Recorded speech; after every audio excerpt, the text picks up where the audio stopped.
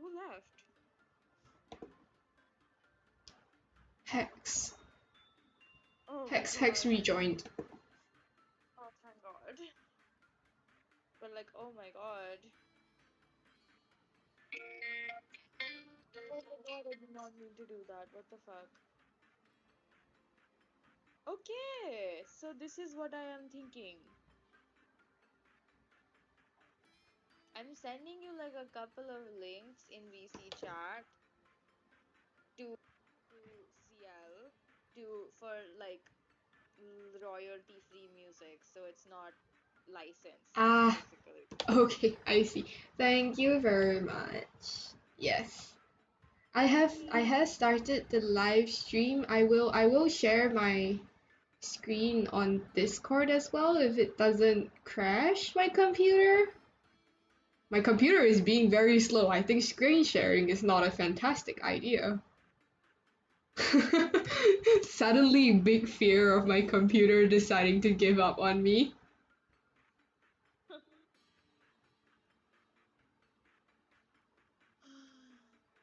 I go.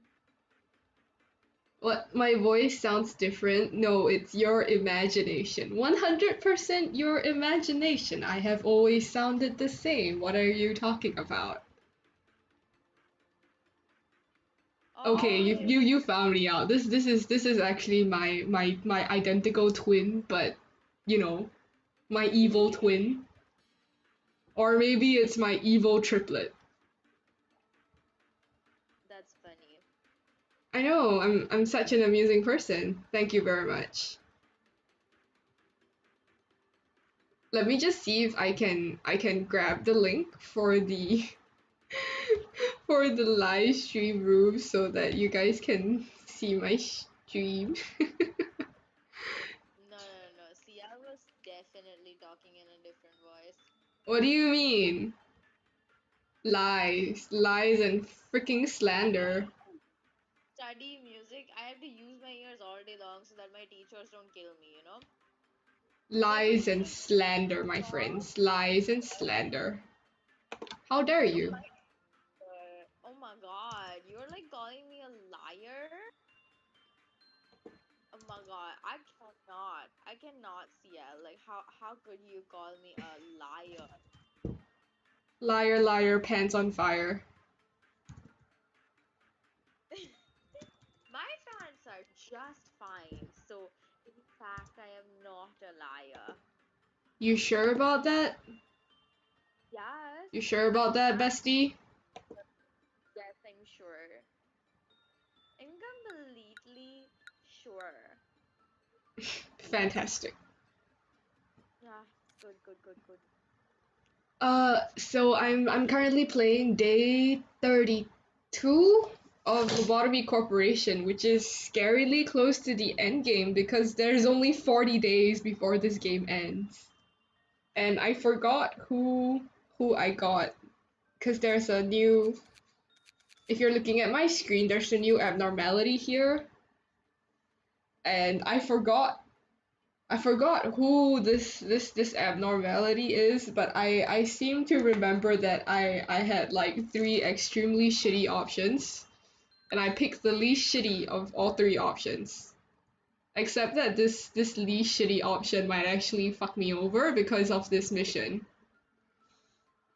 So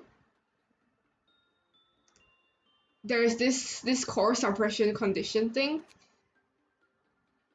You are required to suppress all the department heads, the Sephirah, before reaching day 40. And there's eight of them. So these are 4, 5, and 6. So I must be past day 37 to suppress this core. This guy has no, he doesn't. It's core suppression, but I have extra requirements, being that I have to clear her first before I can work on him. And so I just started her mission, and Gebra is the disciplinary team Sephiroth. So, like, her thing is that, like, the nature of her missions is suppressing abnormalities. So you have to, like, intentionally let them escape.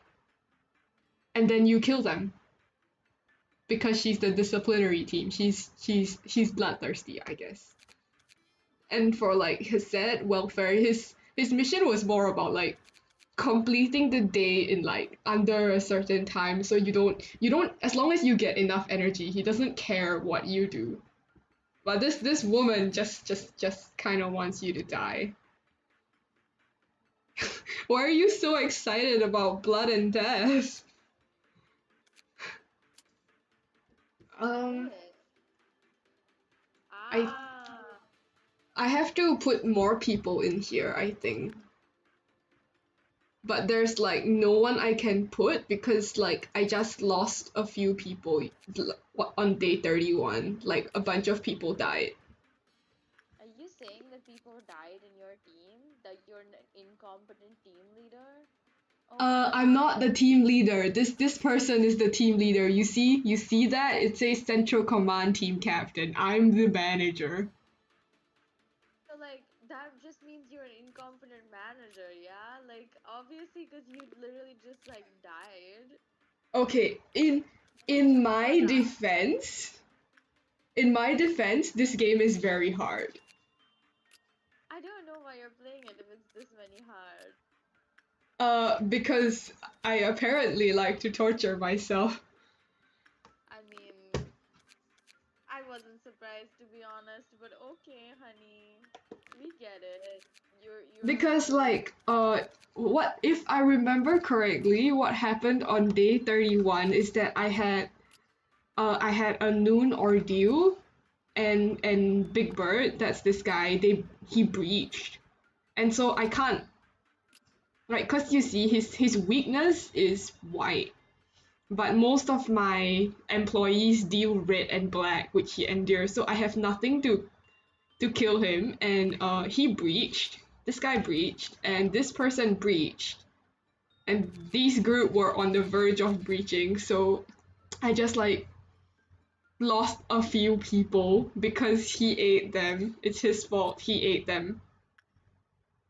ate He yeah he ate. Okay, look. Uh, Listen, honey, the whatever look you managerial guidelines 5. Okay, there was a blackout in the department where Big Bird was roaming. So after he escapes from his containment unit, whichever department he is wandering around, like all the lights turn off. mm-hmm.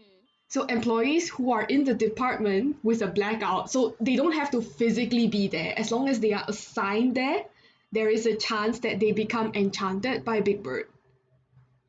So after a Okay. certain amount of time passes, enchanted targets made their way to where Big Bird is and died from his attack. He eats them.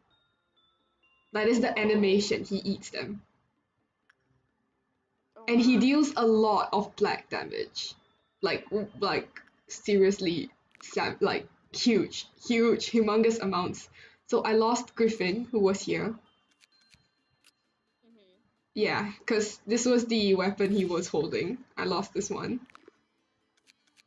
Damn, CL. It's responsible, but I like it, so keep going. What do you are you calling me irresponsible? I mean, a little bit, but can you really blame me? You just made like multiple people in your team die and then get One, eaten by one. I lost one person. I lost one person, considering that I had like three or four. Oh no, I lost two people. I lost one person here too. But like, can Yeah. you really blame me? No, but the thing is, I'm not blaming you. All I'm saying is I like it, so keep going. Jesus Christ.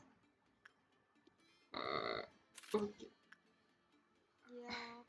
This girl, Queen of Hatred, she is also quite terrible. She was the main reason why I lost a couple of people the other time. Okay, because firstly, her clip off counter is 2, meaning that if this number drops to 0, she will escape. And if the work result is bad, it decreases. If a clip off meltdown occurs without 3 or more employees dying, clip off counter decreases. So you must kill 3 people minimum 3 people must be killed every cycle, or she Oh, will I break actually free. love the fact that they're getting sacrificed. Is it like that? Yeah, I mean, it doesn't matter how they die, but they must die. It doesn't have to be like these people, my employees. They can be the clerks whose only reason for existence is healing you, healing your HP. That's their only reason for existence. But God, that's the harsh. reason the reason why I have so many people like is because they all have like a synergistic effect in the sense that like for her, you need minimum 3 people dying every round, or else she goes batshit crazy, right? But That's the crazy. if you look at Big Bird, where is it? If 5 people die, clip off counter decreases. So if you kill people to satisfy the Queen of Hatred, Big Bird is going to breach, like after a while. Because even if like you're working with him, his counter will still drop. And if it drops to 0 while he's inside with an employee, there's a chance he'll just kill that employee and then walk out. Okay. So they That's not, but they like work against each other. And Big Bird and Punishing Bird, this little guy, they also have like a synergistic effect, but they have a third member, which is Judgment Bird. So between Punishing Bird, Big Bird, and Judgment Bird, if 2 of them break out, the third one is going to break out and they will summon a monster called Apocalypse Bird. are you serious? This is ridiculous now. I just imagine this going on. So Like like this whole I don't have Judgment Bird. Thankfully, I don't have Judgment Bird, so even if they both breach, Apocalypse Bird is not going to be summoned. But oh, if I do get Judgment Bird, I'm fucked. Quite literally fucked. indeed you are fucked in all Yes. senses of the word. There is another. So this person, Arun, she only has one clip off counter. There's only 2 guidelines that basically just say you can't get a good result or a bad result on her because the moment you do, she breaks free. And the thing is, when she breaks free, she makes people panic. And when people panic, they die. What is this game, dude? So when they die, as usual, this guy breaks out. Oh my god, this game is fucked. It's a boring, like it's a game that's designed to make you lose basically. I can see it. So this person also, you see, Little Red Riding Hood mercenary. Hmm. She's useful in the sense that you can send her to like hunt down escaped abnormalities or enemies that like the ordeals that attack your factory. But she takes 10% of your energy as payment. So if you can replenish the energy, it's okay. If you're short on energy, don't hire her. But she has a maximum clip off counter of 3, and every time an abnormality escapes, her counter decreases. And we already have 3 people who are prone to escaping.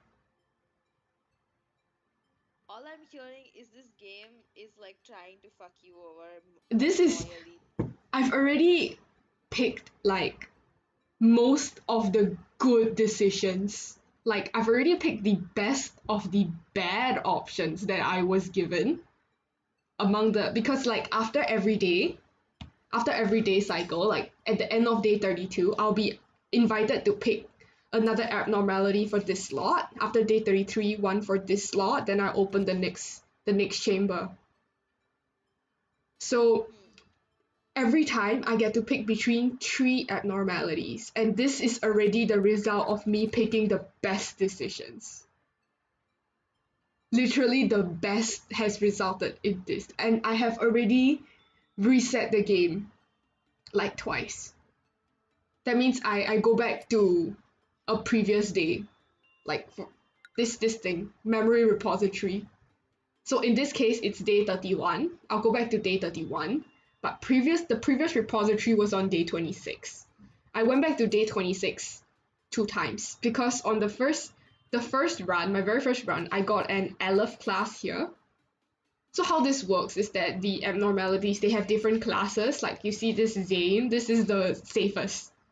They're the weakest. Can still kill you, but they're the weakest. Second weakest is Teth, then there's HE. Second strongest is the War class. And the strongest is the Aleph class. So I got an Aleph in this unit on my first run, and it was so bad. Because a mountain of fleshy bodies, when 10 people die, mountain breaks out. When 5 people die, Big Bird gets angry. When 25 people die, Big Bird breaks out. And there was, in my second run, the one that I reset back to day 26, I got a abnormality here called Hooded Monk. If 3 people die, Monk breaks out. So it was very bad. Like I kept losing people. A fucking nightmare. And I'm just gonna say that it probably is a nightmare. It basically is. Red actually has like a cool story. It goes with, cause this is like Little Red Riding Hood, right? And this is actually the Big Bad Wolf. Big and will be Bad Wolf. This is Big Bad Wolf.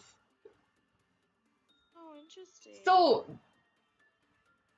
So with these two, generally what you want to do is you want to assign one person to each of them, and don't let these two people change. Like for example, if I send her into this guy's unit and I send her in here, Red is gonna get so pissed, Red is gonna break out, Red is gonna kill everyone. Because Red Riding Hood and the Big Bad Wolf are mortal enemies. And the funny part is that if one of them breaks out and happens to go near the other person's containment unit, they're gonna fight each other. So you can like sit there and eat popcorn. just watch them brawl. This isn't a game anymore, y'all. It's just drama. It's like one of those K-dramas with like 5,000 episodes. But this is Firebird. Firebird also has a mortal enemy, but I don't have her. Oh, that's reassuring. Yeah, so Firebird will heal you as long as you do badly. Like you don't want to do good for Firebird. That's the worst. You don't want to do good on Firebird. If you do good, Firebird will breach. But Firebird will go back into its unit after like 90 seconds. So all you have to do is run away for 90 seconds. But again, if Firebird kills people, other people will escape. So Firebird's mortal enemy is Snow Queen. Snow Queen doesn't usually kill, but if you have someone wearing like his armor and they go into her unit, she will kill them like one hit KO. Because they are mortal enemies. The logistics of this game, because my brain will start escaping my body. This person is named Jeong Hyung Seong.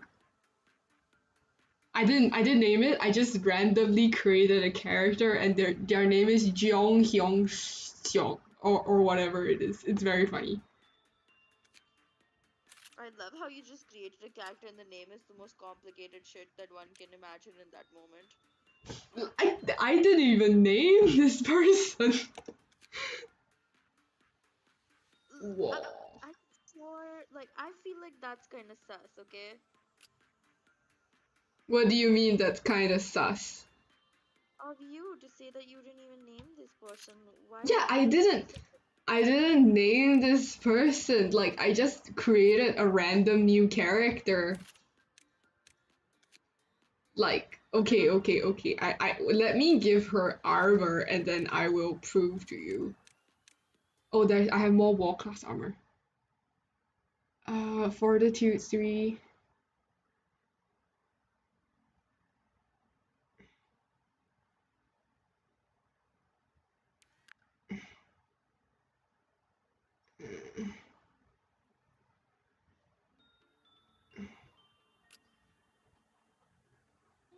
Oh my god, I hate this song. Why am I listening to it?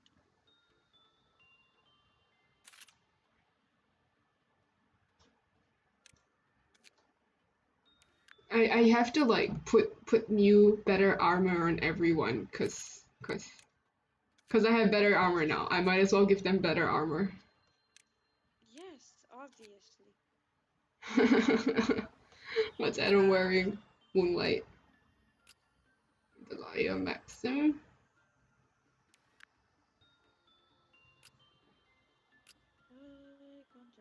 What's Eliza wearing? Gaze.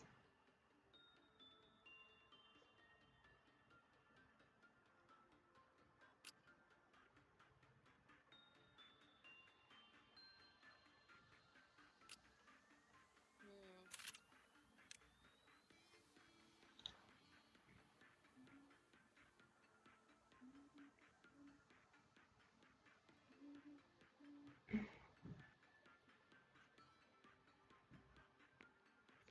Look at like this. Will I be able to throw something? Mm, actually, she should.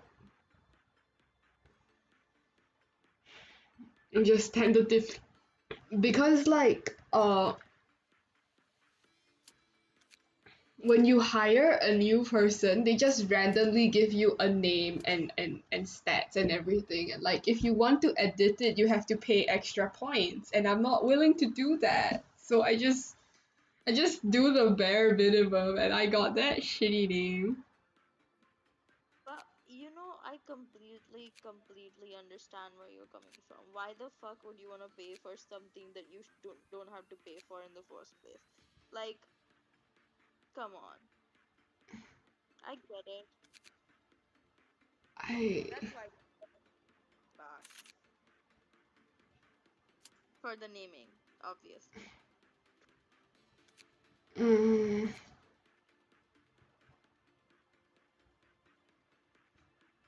no, actually that's not a good idea. I should leave her here. And then because like you see, I just clicked hire, and this guy is named Hunter.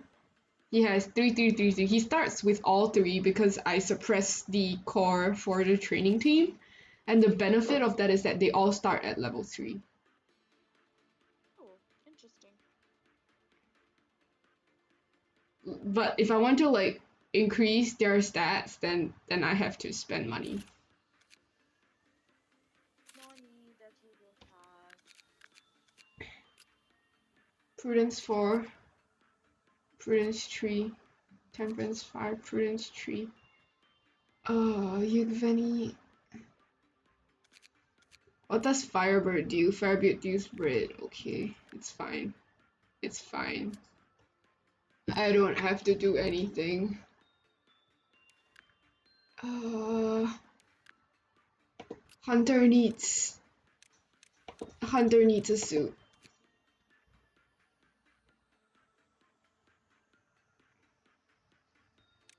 I have no suits for Hunter. This is depressing. Hunter. Normal, endure, normal, weak, endure, endure, weak, weak. Mm.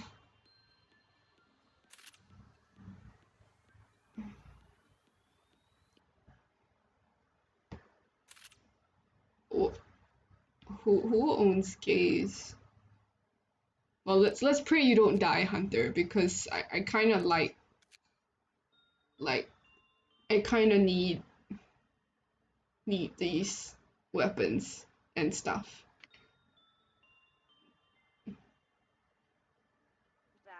Valid, bro, valid. Mm. Like stacked on red and black damage. Black, red, red, red, white, white, black, red, red, black, red. Yeah, I need more white damage. I mean, it's not like I'm gonna send him to fight because he's a baby, but I need to fill up the numbers. And I still need to put someone in here. Who's my team captain? I have no team captain. Uh, Insight is Prudence 4, Prudence 4. Uh, Maxim,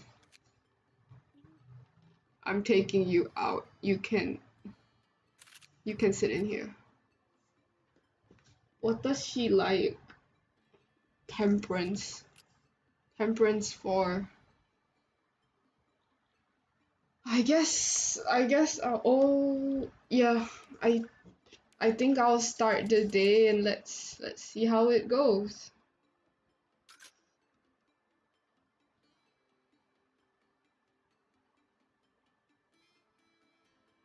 the game the game froze. Lobotomy Corporation is very functional.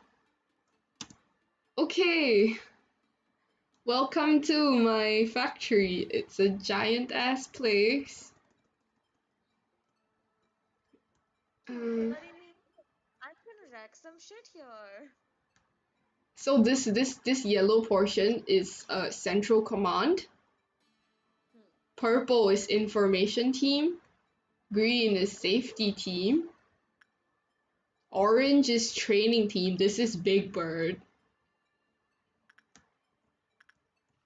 Orange, this particular double layered orange is also central command, but it's central lower because this is this is upper central, lower central. This is welfare team, Hmm. and this is disciplinary team. We have our new abnormality here.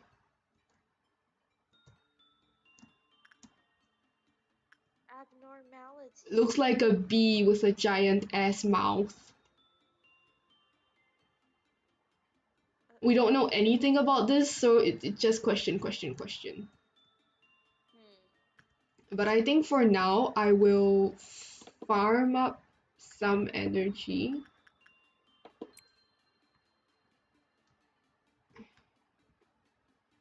Okay, definitely have to send someone into Big Bird. uh, Send someone inside a big bird. I see what your intentions are. shh.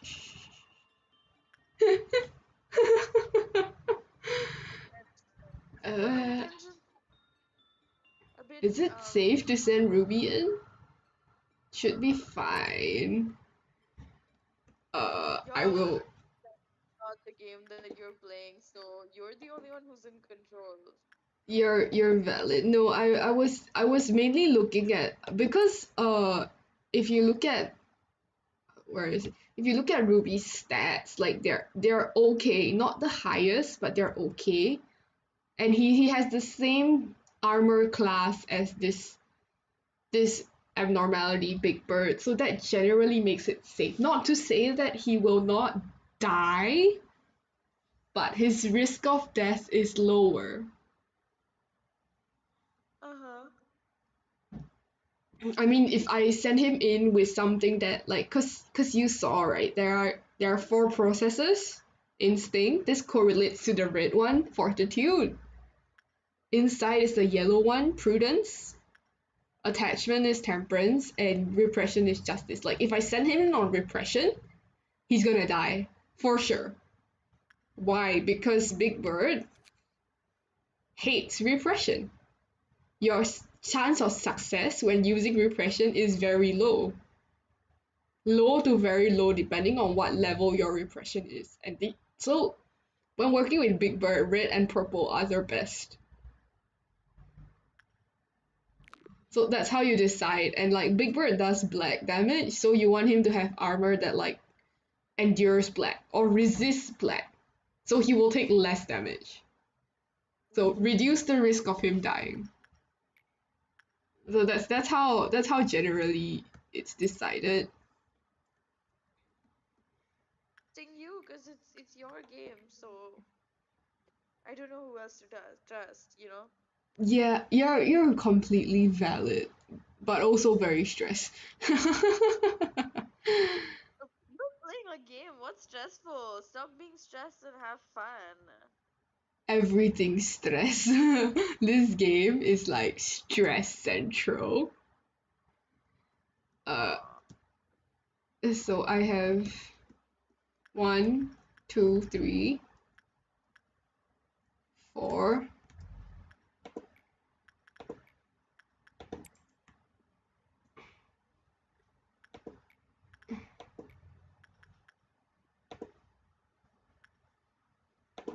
5. Uh, okay.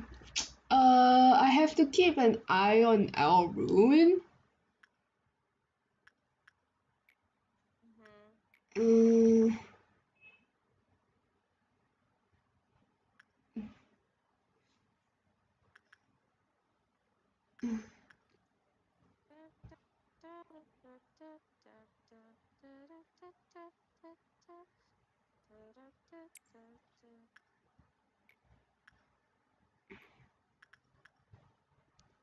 Oops.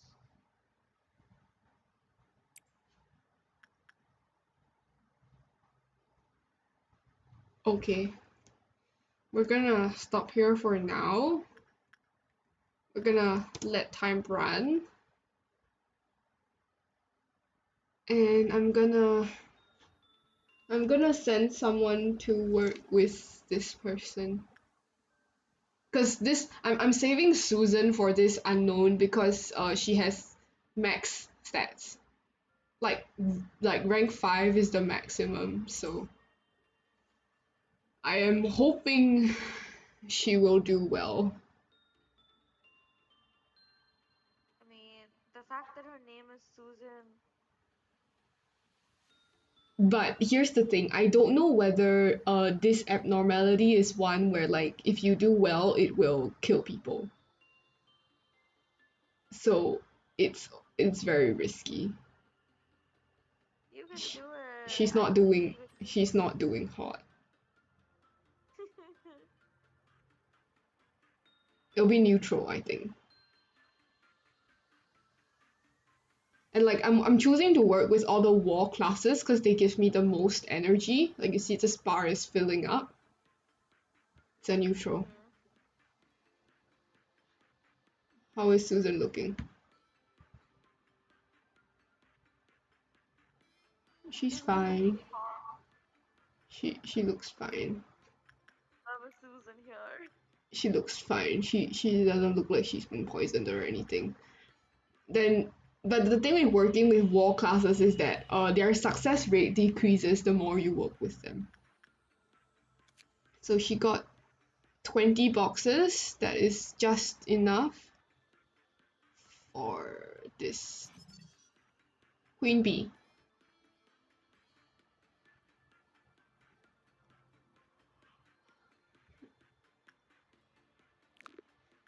Kind of scary. Oh my god, her clip off counter is 1. Shit. Shit. Okay, okay. Go upstairs.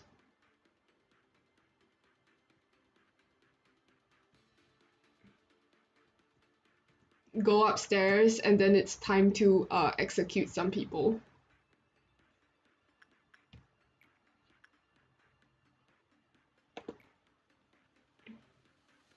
I'm sorry. What? Sorry, what? I missed. I missed. No one died. So like it's a game. I missed. Oh no, I wasted 10% of my energy. Just no one died, and I wasted my energy. Oh my god. Just die, please. I'm sorry.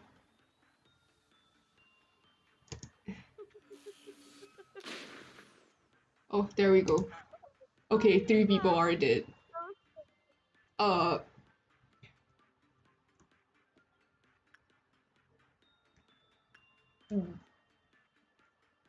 I just lost 20% of my energy like a clown. I'm so sad. I'm so sad.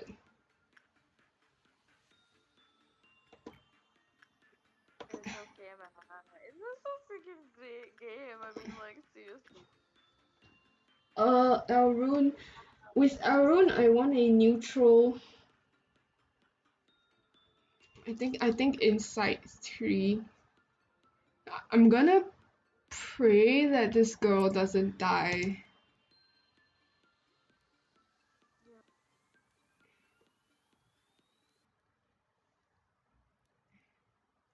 She might be wearing the wrong armor.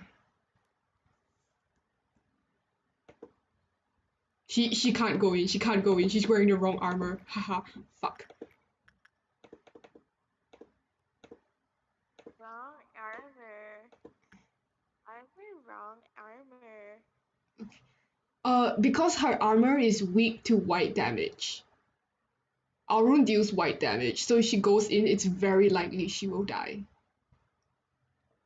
Lamarcus is wearing armor that resists white, but it's one class lower than Arun, so I don't know how he's going to handle it. I I guess I'm gonna have to pray.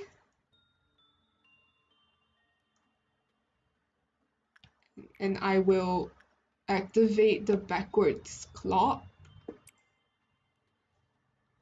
This is like my insurance because the function of backwards clock is once all 4 lights are lit up, I can sacrifice a level 5 employee and it will return my game to the time of the day when it was the most peaceful. So all breaching abnormalities will be suppressed. But in exchange, one level 5 employee will die. Isn't Susan your only level 5? Oh, I have others. Oh, okay, that's good. But it takes a lot to like raise a level 5 employee, like either in terms of points or like the amount of work they have to do. So I would rather not lose. Oh, of course, Punishing Bird broke out. That asshole broke out again.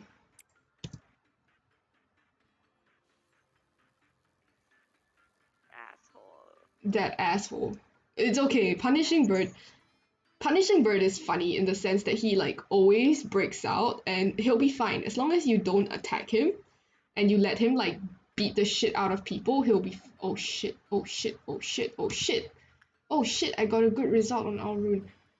Uh, I thought as fan art of Alhaitham, do you want it to be the the picture of her like group? oh, you found a nice picture of Al Haitham. It's a really good fan art. Like, whoa, hello, hi, daddy. Okay, you. I'm changing it. You can't stop me anyway, so. Who is the other person in this room? Igveni. Oh no, Alrune's gonna break out. Fuck, fuck, fuck, fuck, fuck. Do you I'm want his abs more or his face more? his face. Thank you, his face.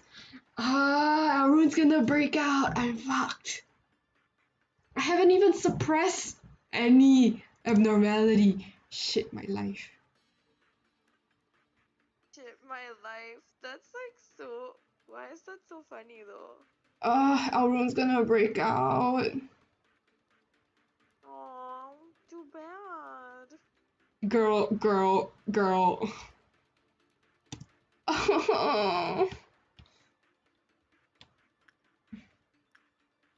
Cute. That was cute. Oh, I can't send Cooper. Tasha, Yukveni, Eliza, Bong Bong, Alyssa, Ruby, Can't send Cooper.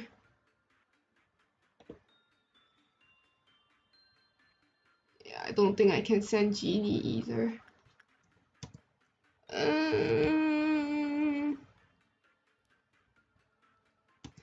Where did Arun appear? Need to find her now. It's I pretty bad at games, but I'm still. Arun is here. Yum, yum.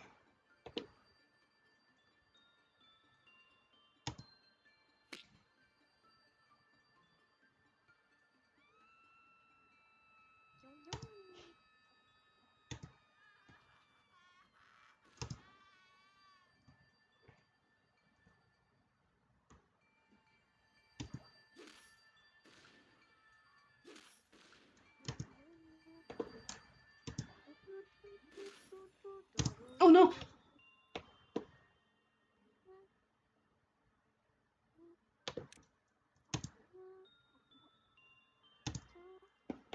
Everyone out, everyone out!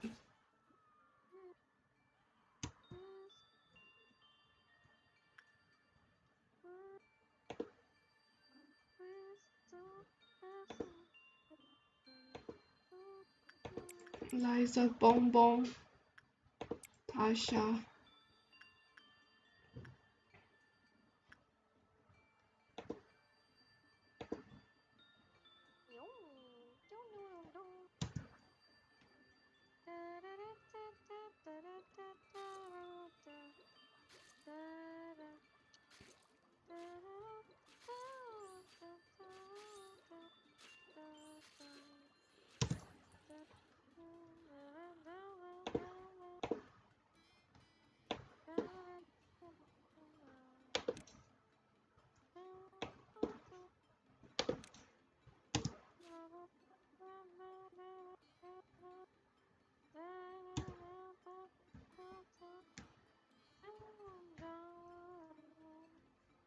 It's Punishing Bird.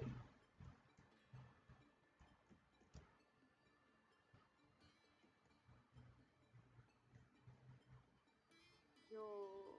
Oh, Alrun's back here.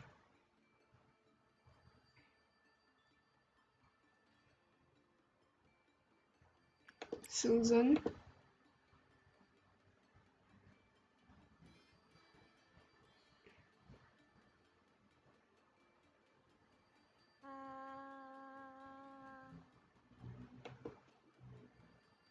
Grapes. Okay, no, take Susan out. Cooper.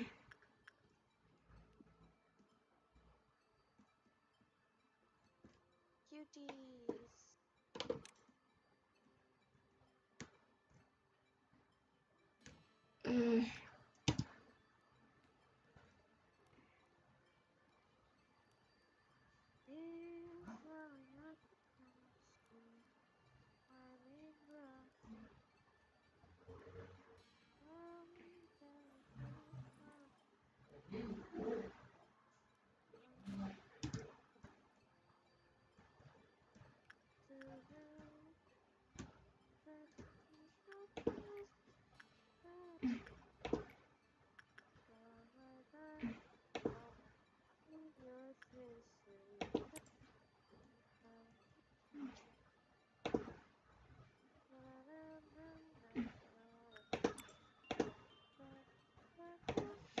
Uh, Alyssa hasn't recovered.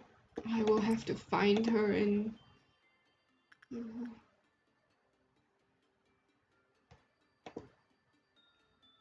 Yuk Fanny.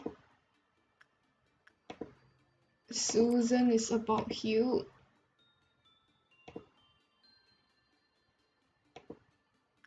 Cooper needs to be taken out. Santasha. Uh, Susan. Did I just see? Bonbon. Tasha. Yo, what the fuck did I just look at? Confused.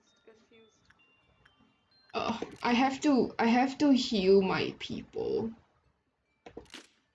Wait, no, wait. I'm not not talking about what you're doing. I looked Oh. at something else someone sent me. It's so confusing. Oh. What the fuck is happening in this video? Fear. Oh, okay, wait. I'm sending it on the server. Wait, Where is everybody Alyssa? everybody needs to see this. Oh my god. Where is Alyssa? I'm putting in watch this OMG. Yo, that's I I mean this is I don't wild. see Alyssa. I need to watch it again.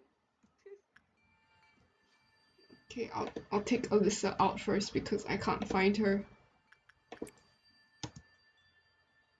Oh god. So funny. Punishing Bird is hitting someone. Ariana Grande. Oh my god. Okay. Is that something this time?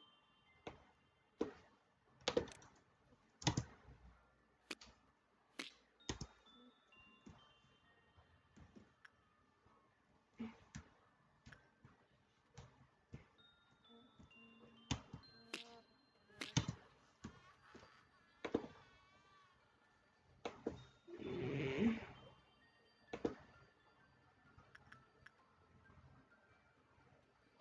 Where is Ruby? Where is Alyssa? Ah, Alyssa is here.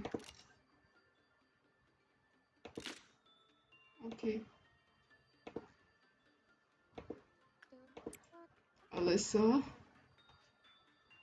I should just put a white shield on her.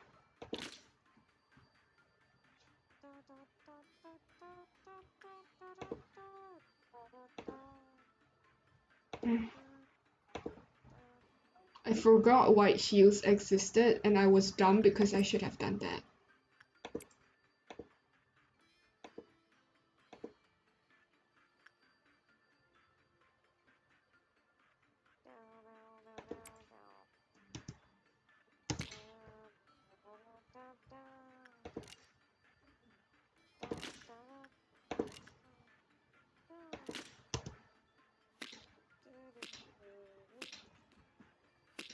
I think I should go to sleep.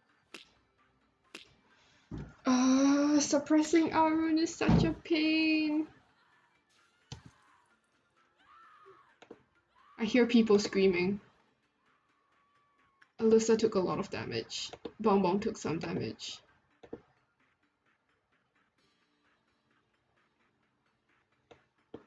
Okay, get out.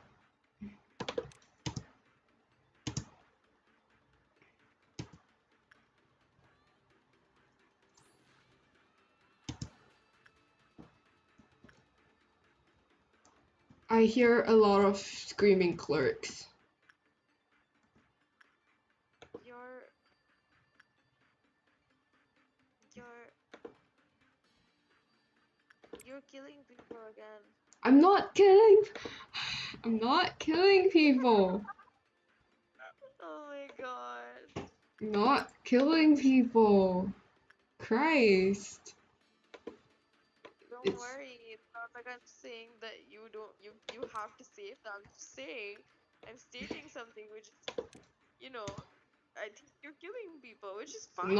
I'm not That's killing people. It's because Punishing Bird is hitting them. That's why they're screaming. So it's Punishing Bird's fault.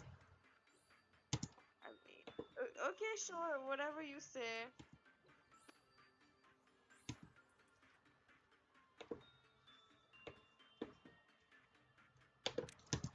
Whatever you say.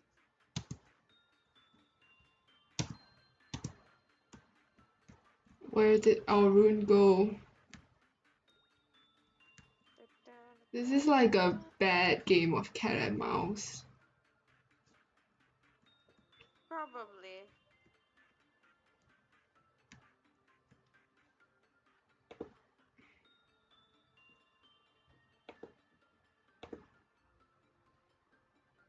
Probably.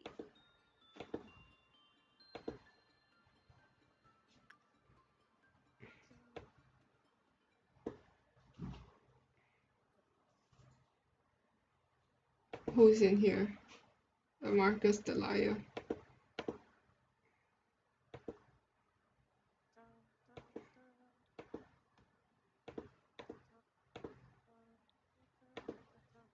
Susan.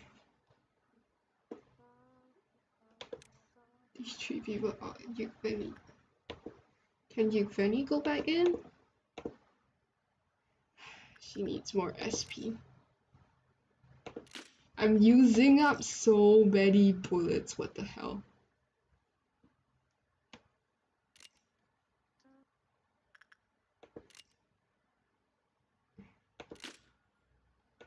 Just for this one person, I'm using up so many bullets.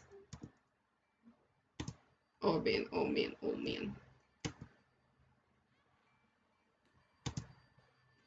Can Ruby go in?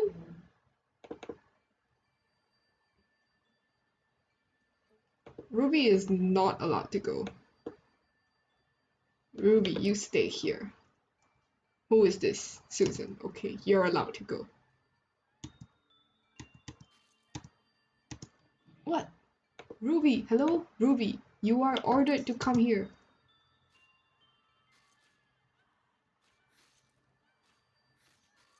Please.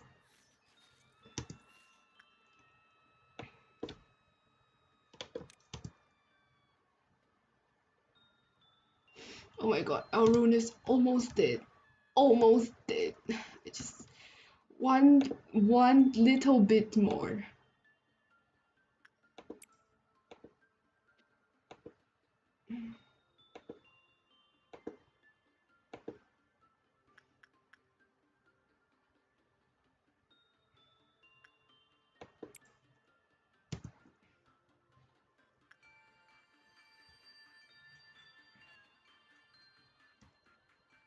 Please, oh my god.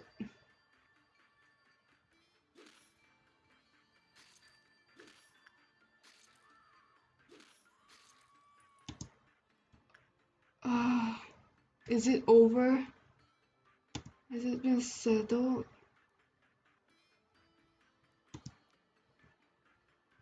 No, it hasn't. Where is Elrune? Where?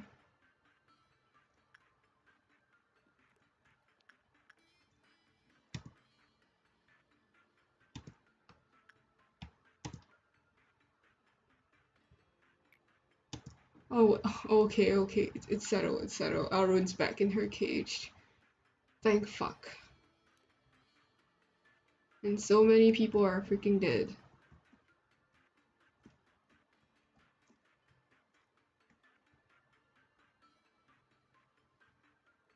Who has the highest? I think Schadenfreude.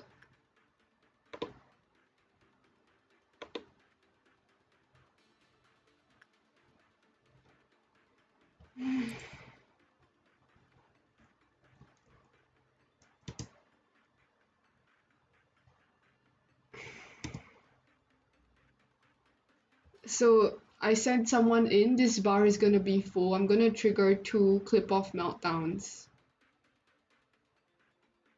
So once Ruby sets foot in the, there we go. This is a clip-off meltdown. So when a clip-off meltdown happens, this red box thing will pop up, and I have 70 seconds to go in and work with them. If not, their clip-off counter drops. But Flash Idol is a non-escape because Flash Idol is a tool. So you can identify the tools because they have like this 1, 2, 3, 4 rather than like this. So this is a tool, this is also a tool. And Flash Idol is a tool, so I don't want to work with it.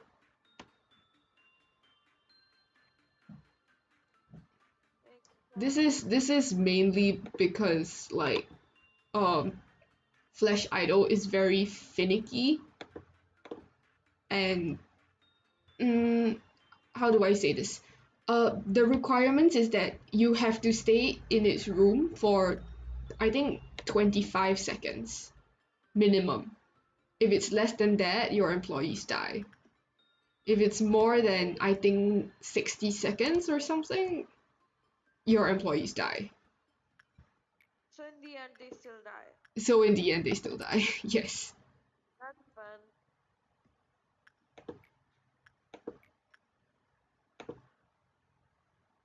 That's fun.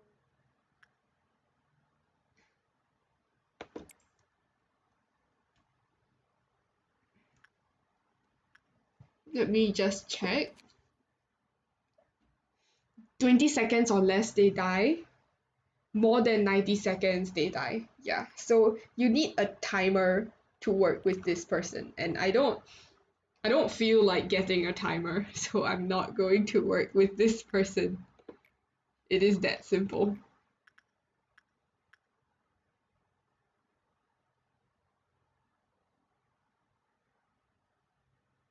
Also, I have to go to sleep now if I want to get up in the morning because I'm very sleepy.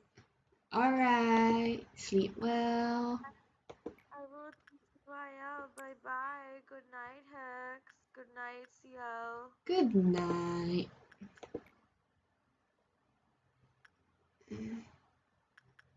How the fuck do you leave? I forgot how to leave. You forgot how to leave? Yes. Oh, I found it. Okay, good night now. I'm going by. Good night.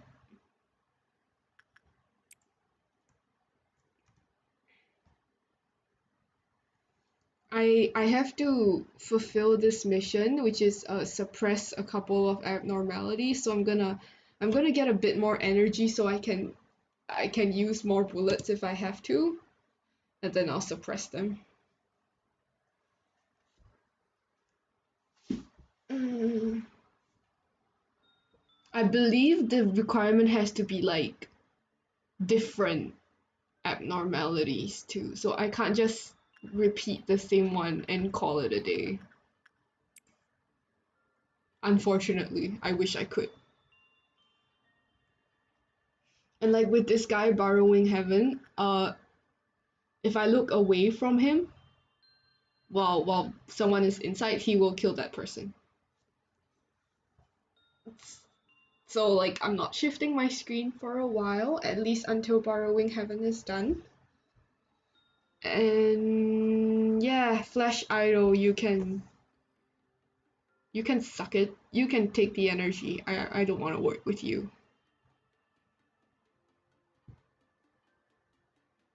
It's another neutral on Queen Bee. I don't know how I feel about that. Oh no. Oh no. Something bad happened to Queen Bee. I'm 18.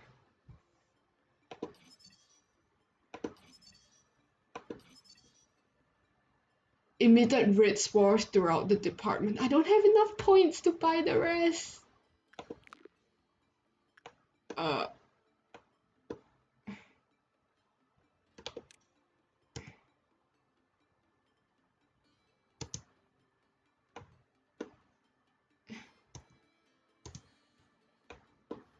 Oh no.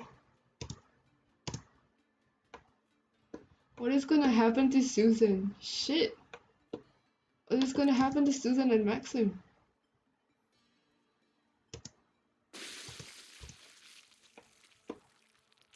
Oh my god, what was that? Fuck, fuck, fuck, fuck, fuck.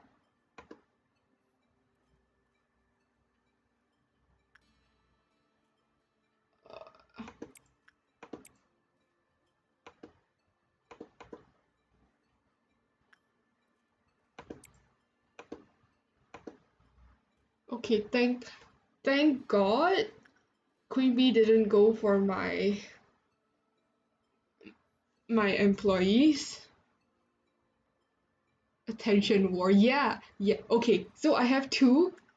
Borrowing Heaven is an attention whore, and the other one is this person. Schadenfreude. If you look at him while someone is working on him, you will kill that person. So he's the opposite of an attention whore. Meanwhile, Queen Bee just turned two of my clerks into her drones, and I have to kill them now.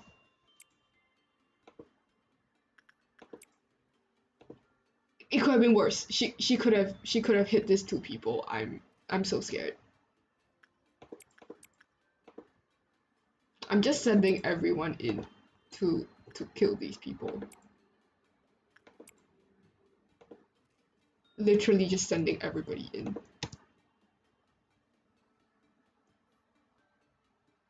What did I do wrong?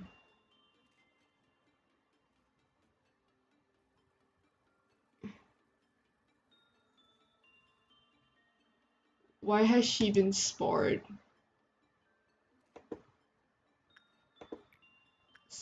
Or insight, Susan. She's taking red damage.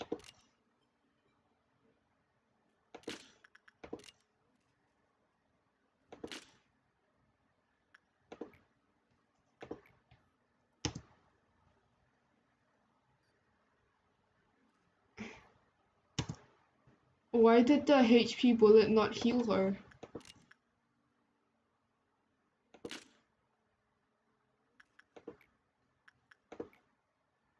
Oh, it did. Okay.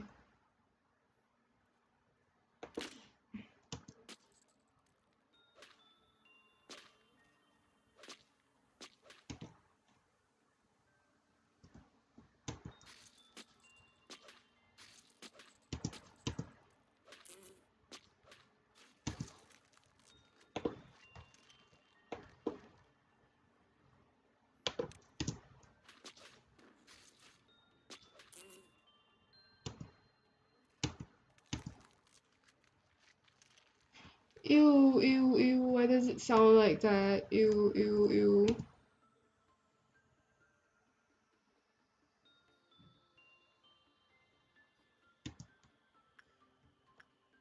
Sounds so gross. But it doesn't count as a suppressed abnormality. This is so sad. I think the easiest one to trigger is this person.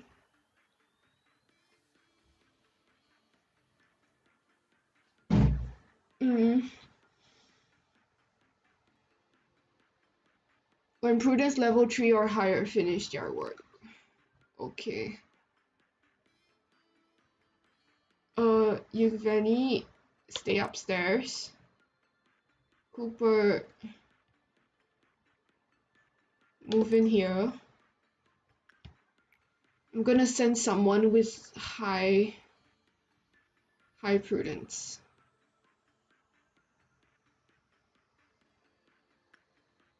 Scarecrow is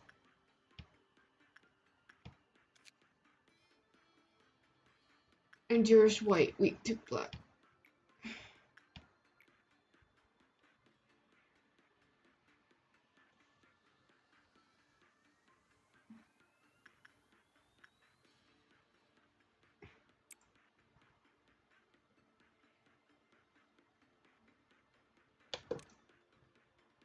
Okay.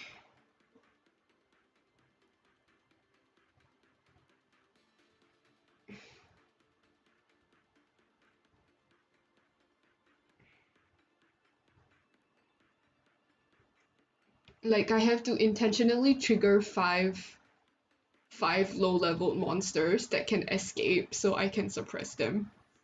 Gabriella is she just wants me to die. Honestly, she just wants me to die. So the reason why I said Queen Bee might have been a bad option for me at the start is because like you saw just now, she only turns people into bees. Like she doesn't count as an escaped object. Unfortunately. Unfortunately, she doesn't count as an escaped object.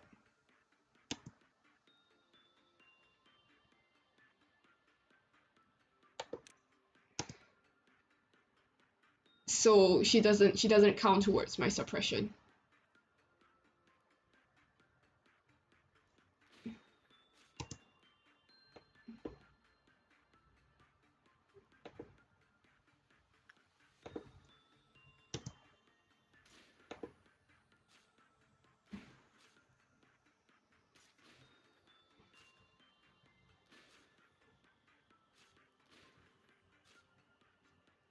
And now Cooper is just fighting Scarecrow, so I'm just keeping an eye on his health. Like, I don't want it to drop too low because he is my main combat force.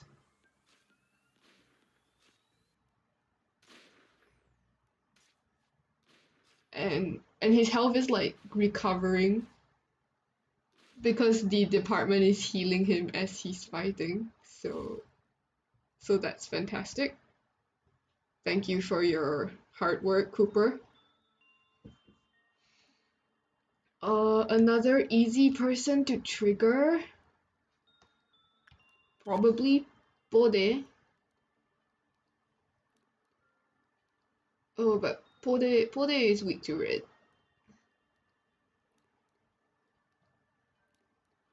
His clip off counter is 2 though. Then I have to work with him twice.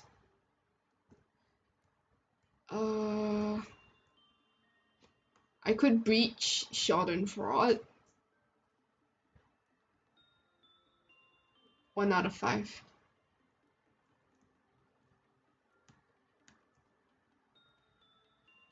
I can probably breach Schadenfreude.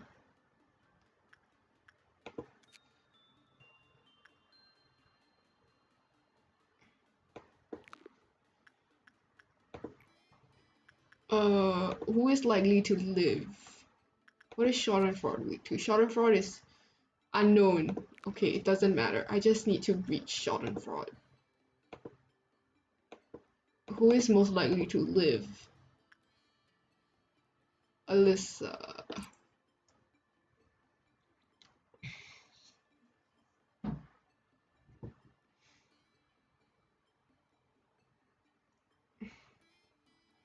So this is, yeah, we're gonna yeah, Queen Bee doesn't help my mission completion, and we're gonna intentionally breach Shy Boy.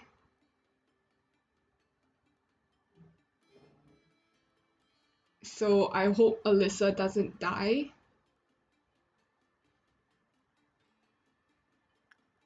Like, I'm staring, and he's getting mad.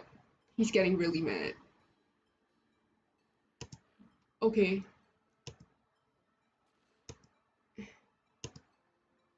Okay, Schadenfreude is mad. I am at first trumpet. This is first trumpet.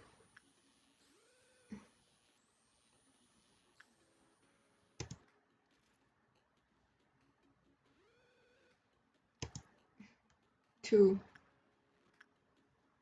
Oh no.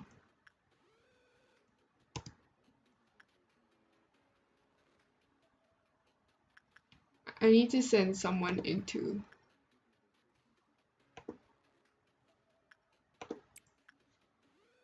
As long as I don't look at Schadenfreude, Alyssa should be fine.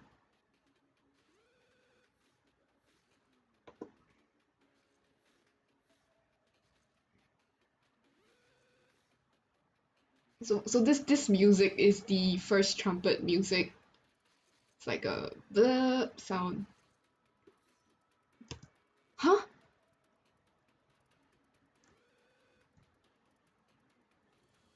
Why is Maxim dead?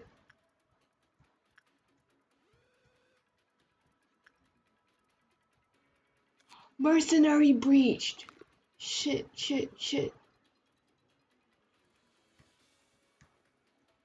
Shit.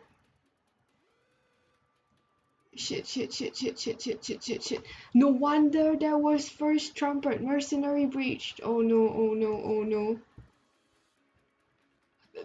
What do you mean, let's go? I'm on the verge of being wiped out here.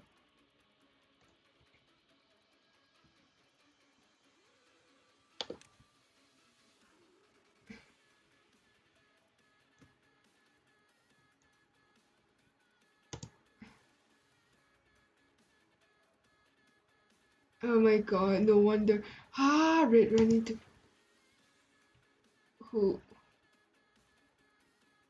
Red is only weak to pale. No one is weak to. No one is weak to pale.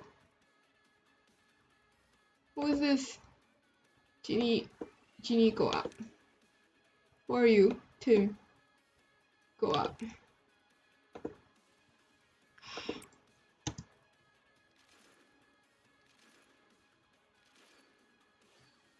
No! Screaming.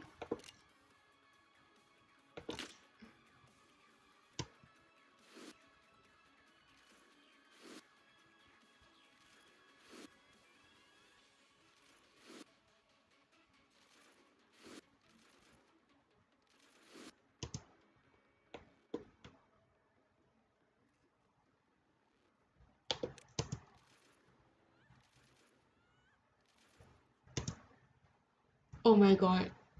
Oh my god. I lost too many people. I lost all my level 5 employees. I lost all my level 5 employees. Oh my god. Uh, did my game just crash? I think Lobotomy just crashed. Oh my gosh, I am so sorry. I think Lobotomy just crashed. Holy shit. The game protested that I wanted to restart day 32 because I took too many tests. It protested. We'll try one more time. If it doesn't work out, we will switch to the horror game, the horror otome, ITYH.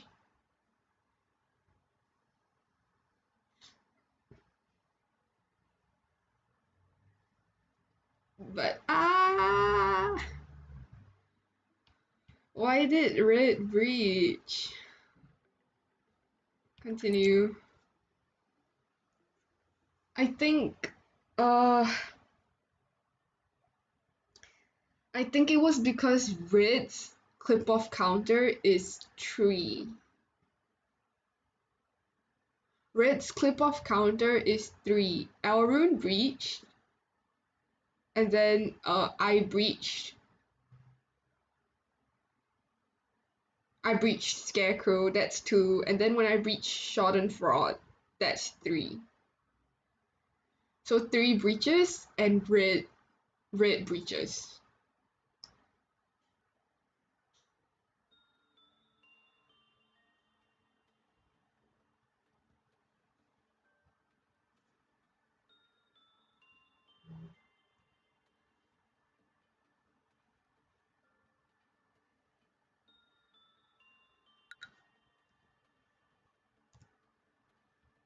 Hello, is it working?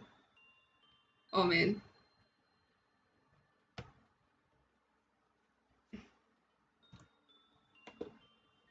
Is my screen showing?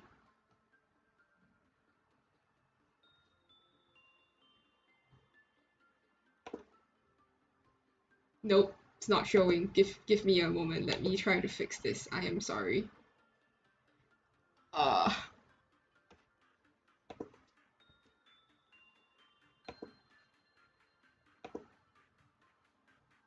mm, game capture.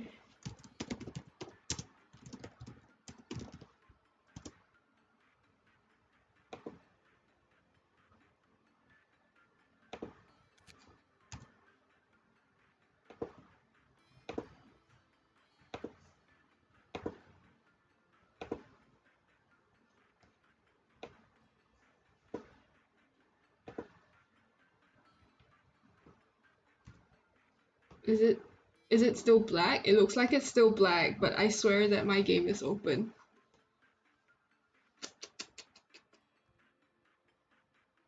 I guess it's not working out. Rest in pieces. Okay, I'm going to. Maybe it's because the game crashed.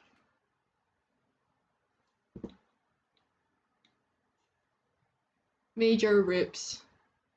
I will attempt to start the game one more time. If it doesn't work, we're going to ITYH. I don't I don't want to take this L again.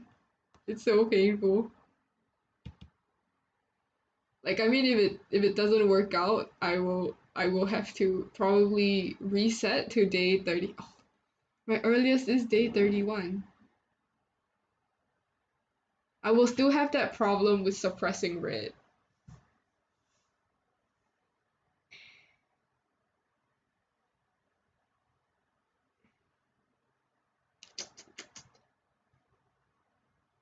Yeah, I would still have that problem with suppressing red.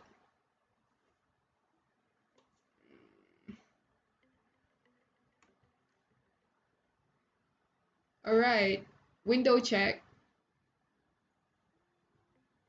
Why is it not working? Lobotomy Corporation!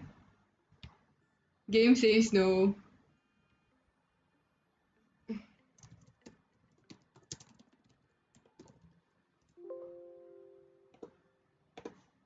Game release it. No, not allowed. Not allowed to play because you suck at it.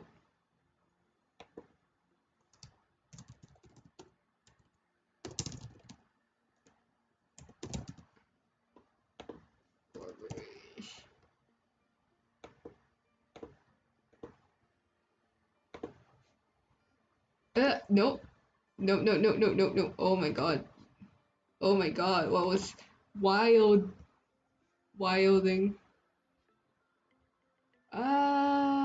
Window capture? I don't think it counts as a window capture.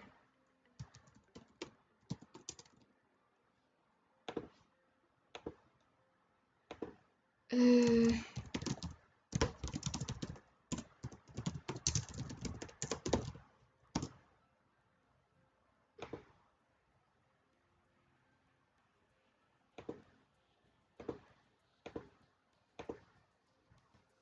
and yeah, okay. Pretty sure it's not working. Well, rest in peace, lobotomy. Gone. Let's switch to ITYH. Because one horror game isn't enough, let's go for two. Yay! Uh,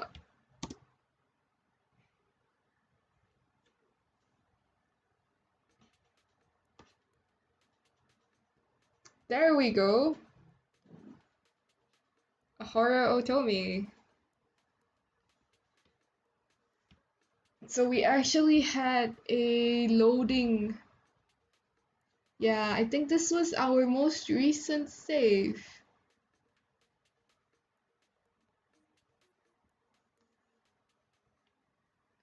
I think we reached the point, if last I remember, we've reached the point where our main girl got kidnapped by the hobo because she saw the hobo wrong. Because she heard the hobo kill someone. So she got kidnapped by the hobo and we are now stuck in a room on the second floor of Mr. Hobo's home. And he's feeding us random stuff, but we are getting along. And the most recent event in my memory is Mr. Hobo has a fever and he fell ill, so we took care of him. Yeah, which is a really questionable decision because we could have easily, killed him, stolen the keys, got out, but like questionable life decisions. Exactly. Questionable life decisions. So let's continue.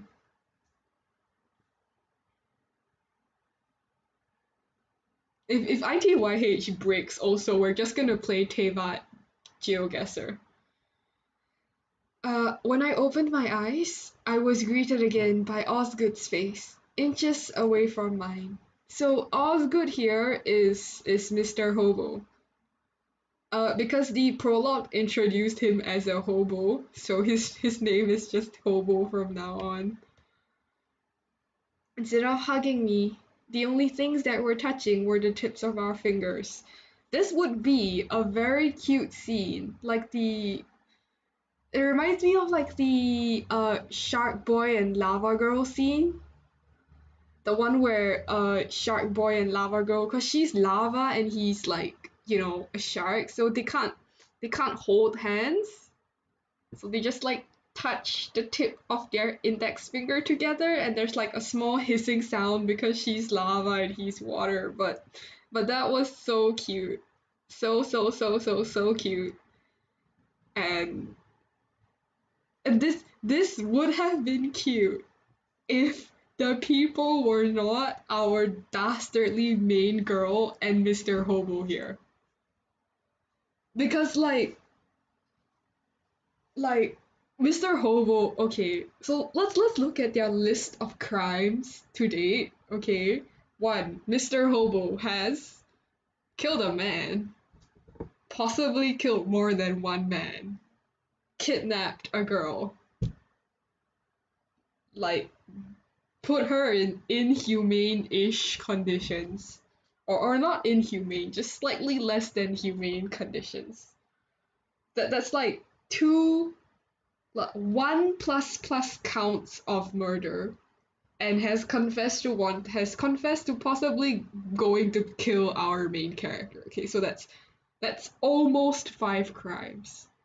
And then for our girl, our best girl, our main character, she has confessed to dating many people.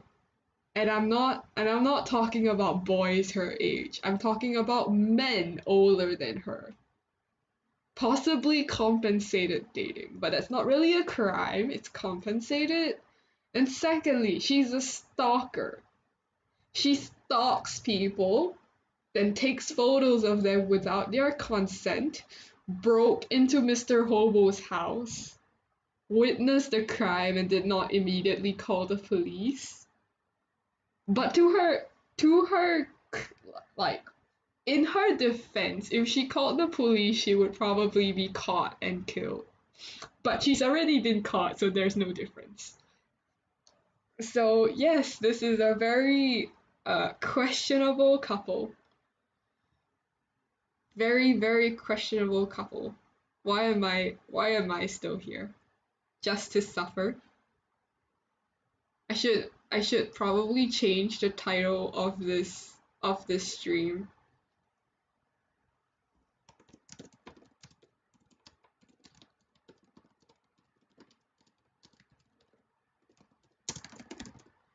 Uh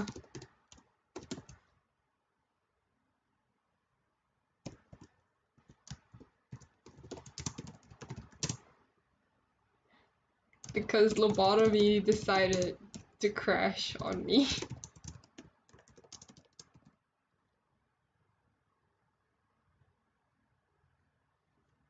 There we go. It's called Horror Game Night now because this is basically a horror game. Osgood quickly pulled away once he realized that I was awake. See, this is a very cute scene. It is a very cute scene until you remember the people who are involved, and then you're just kind of like, bruh, why are you doing this? This is it's so bad.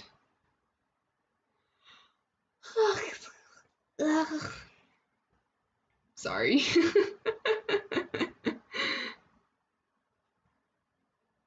This is our main girl, Camille, and this is Osgood, or Mr. Hobo, as I like to call him.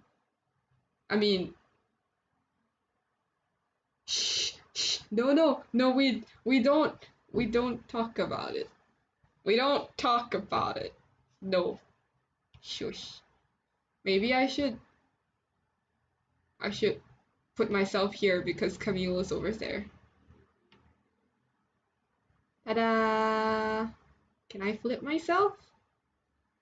Uh, doesn't look good actually. Never mind. just put myself here because Camille is over there and we don't want to block best girl. I say best girl, but in fact Camille is just the only girl that we have. So if she dies, it's game over. I'm like trying my best to keep Camille alive.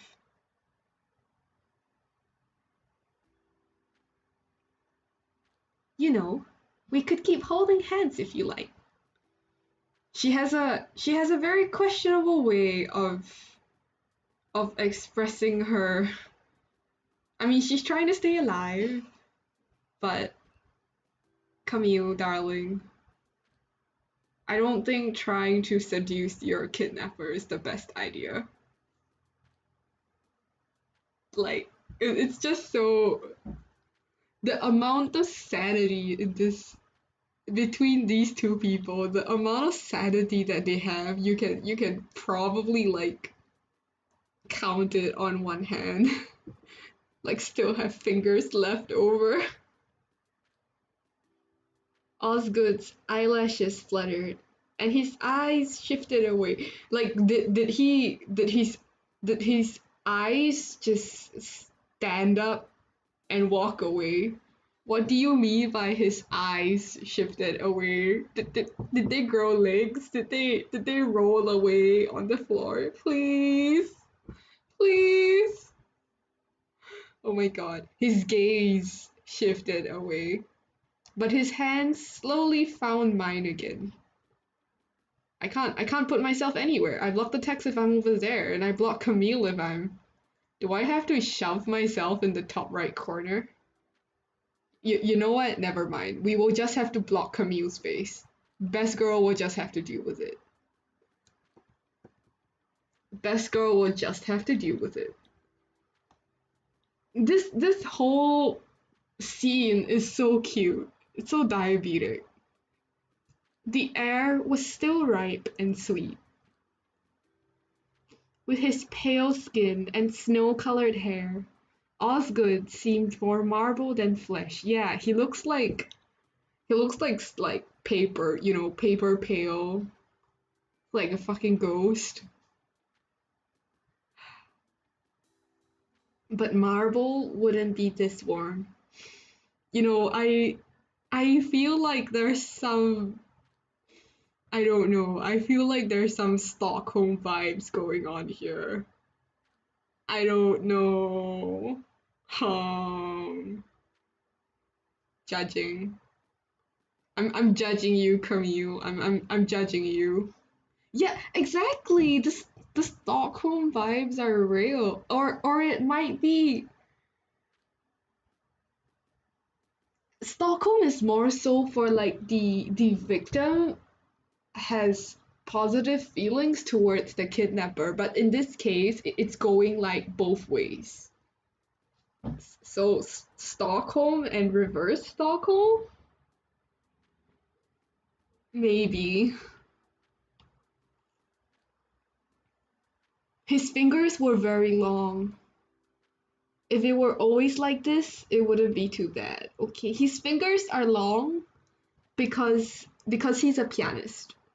Osgood or Mr. Hobo is a pianist, and in the previous chapter, one of the ways in which the best girl was forced to tell the time was through how many times Osgood played the piano. Assuming he played it once a day, that means like 20 something days passed already. But I don't think he played it once a day because that would be really uh weird considering that he only feeds her once a day. I mean, not like she would die. You don't die of starvation until like 7 days in, but still.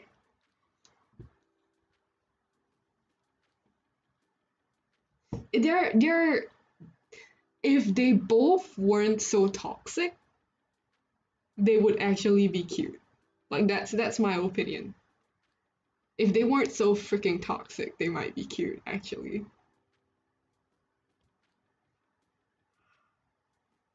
Look at this. He looks like a ghost. It's like he has no color on him. and she's not much better. She's also paper pale. They're like made for each other. A toxic match made in heaven. I think this is the first time I held hands this long with someone. Considering that she engages in what I suspect is compensated dating, I think that's really suspicious.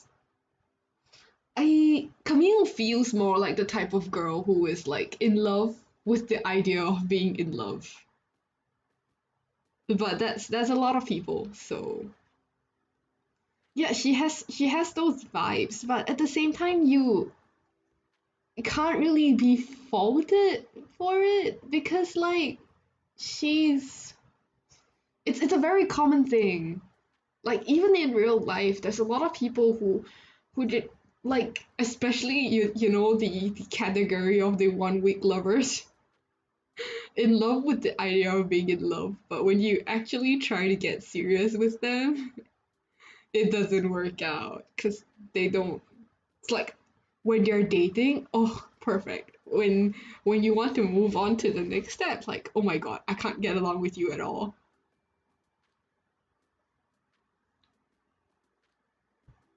It happens. It happens. And like I don't really think Camille can be blamed for that. Like she just like Camille's history also. She doesn't have a mother, single father, but single father is getting like a side hole. So she probably lacks affection. And so she's seeking affection from outside, but she's not getting she's not getting the affection that she craves. And somehow she's getting that affection from Osgood. Red flags. Honestly, just red flags. Like there's nothing else I can say. This they are a pair, a lovely matching pair of red flags. And Osgood is silent, looks at us with his melancholic eyes. This poor kicked puppy dog face. So cute until you realize that he killed someone. This is the first time I held hand. Oh, let me try a deep voice. Ah, this is the first time I held hands with anyone ever. It's not that deep, but how does one go deep? This is so sad. Like one of them has never held hands. The other one had like not seriously held hands. And how is your first hand holding experience so far? Silence. What does that mean? Is that good or bad?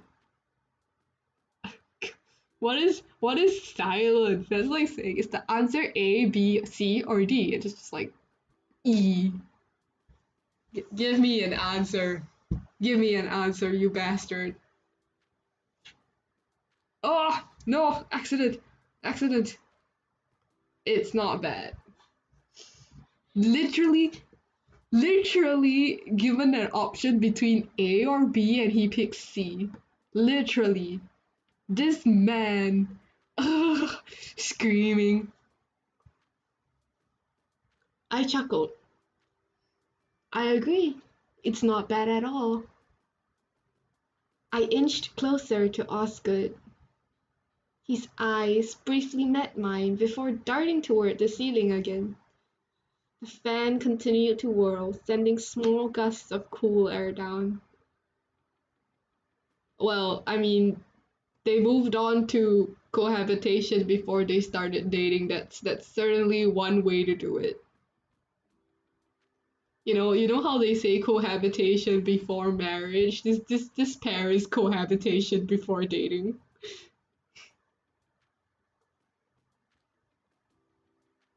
It did little to alleviate the heat because we're suffering from global warming here. the earth is getting hotter and hotter. The holes in our ozone layer are getting bigger, allowing more ultraviolet rays. I'm sorry. I'm just I'm just going a little wild here.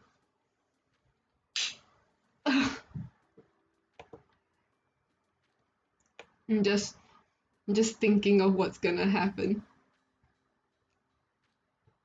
My hand was getting sweaty, yet Osgood didn't seem to notice or care. Like, can you? Okay, sweaty palms are very common. But can you just imagine holding hands with someone and just like sweaty palms, and then they just call you out on it? It's just like, hey, can you wipe your hands? Your hands are like very wet and clammy. It's kind of disgusting. You're like, oh my god, please don't call me out on my sweaty palms. Ah, silence. Do you want to? Oh my god. Do you want to kiss? Really, really just going straight for it, Camille. Best girl knows what she wants. I realized that if I change the color of my icon, the if I change the eye color of my icon, I could literally be like long-haired Osgood. Like white hair, gray shirt. I could literally be heterochromatic eyed Osgood. But like, damn, Camille, you know what you want. Already asking to kiss. My tone was carefully neutral and carefree, ready to play it off as a joke at a moment's notice if he removes his hand, waiting, waiting to snatch that kiss. That's a bad idea. Man just said no. Get rejected. Girlie just got rejected. Because my hair is too oily and my hands are sweaty? No.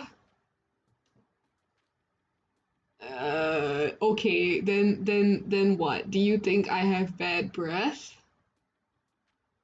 If we kissed, something bad might happen. I shouldn't. I I think if you're something bad that will happen is you possibly falling in love with Girlie over here, it's too late. I think it's already started. Like I think it's too late, Osgood. You're in too deep. He trailed off. I blinked several times in surprise. Are you afraid of a bad experience? I promise you, my skills are decent. His eyes widened. She's being so shameless, and his eyes are just like, oh my god, what, what?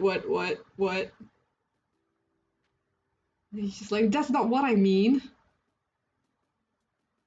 He's clutching he's clutching the collar of his shirt. He's nervous. I think this is the first time I've actually seen him nervous rather than angry. Or at least I assume he's nervous. We shouldn't. I Is it a religious issue? No, that's not it. So what is it? Don't play coy. Don't play coy or I'll start to think that you're a bottom Osgood. Actually, what is your opinion? Do you think Osgood is a bottom? I don't know. He's acting a little bit like a bottom. Bottom Osgood.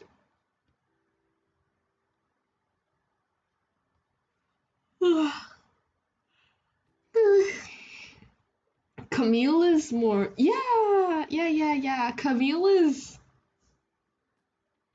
She is a strong woman who knows what she wants. Even even if it involves questionable decisions like stalking.